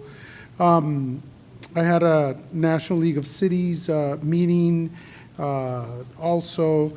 And a few weeks ago, I had the opportunity to be able to attend the ribbon cutting at a new church, the New Vision Church that meets in the mall here in Escondido. And that will conclude my report. I'll be brief. I can't talk too much now. I went to a couple of the ribbon cuttings that my colleagues went to. In addition to that, on the 21st was the Rising Stars. It's a Chamber of Commerce's charitable foundation scholarship program. It's the Rising Stars. It's always my favorite thing to go to every month to present incredible youth that have really overcome such great adversity and still strive to make a better future for themselves. So that was a highlight of the last 2 weeks, and that's all I have to report. City Manager? Thank you, Mr. Mayor. I'll try to be brief. I just wanted to let the community know that this Saturday, June 6th, from 9 to 12, the city and Escondido Disposal will be sponsoring an e-waste disposal and paper shredding event. That will be at Emmanuel Faith Community Church. It's in their parking lot at the corner of East 17th and Encino Drive. And also, as you heard in Deputy City Manager Axelrod's presentation tonight concerning the Rinks, there will be 2 public meetings coming up. I just want to plug those again because, as you heard, there were a number of public comments. Even those who were concerned about the location of the project, they had some very excellent questions and concerns that they put forward. Those public meetings, one on June 9th at 6 p.m. in the Vineyard Room at the East Valley Community Center, and the other on Saturday the 13th at 9 a.m. in the Mitchell Room. Those will be great opportunities to ask those questions and get answers directly from staff and representatives of the Rinks. And so that's my report. Thank you. Any further public comments? None. Then this meeting is adjourned.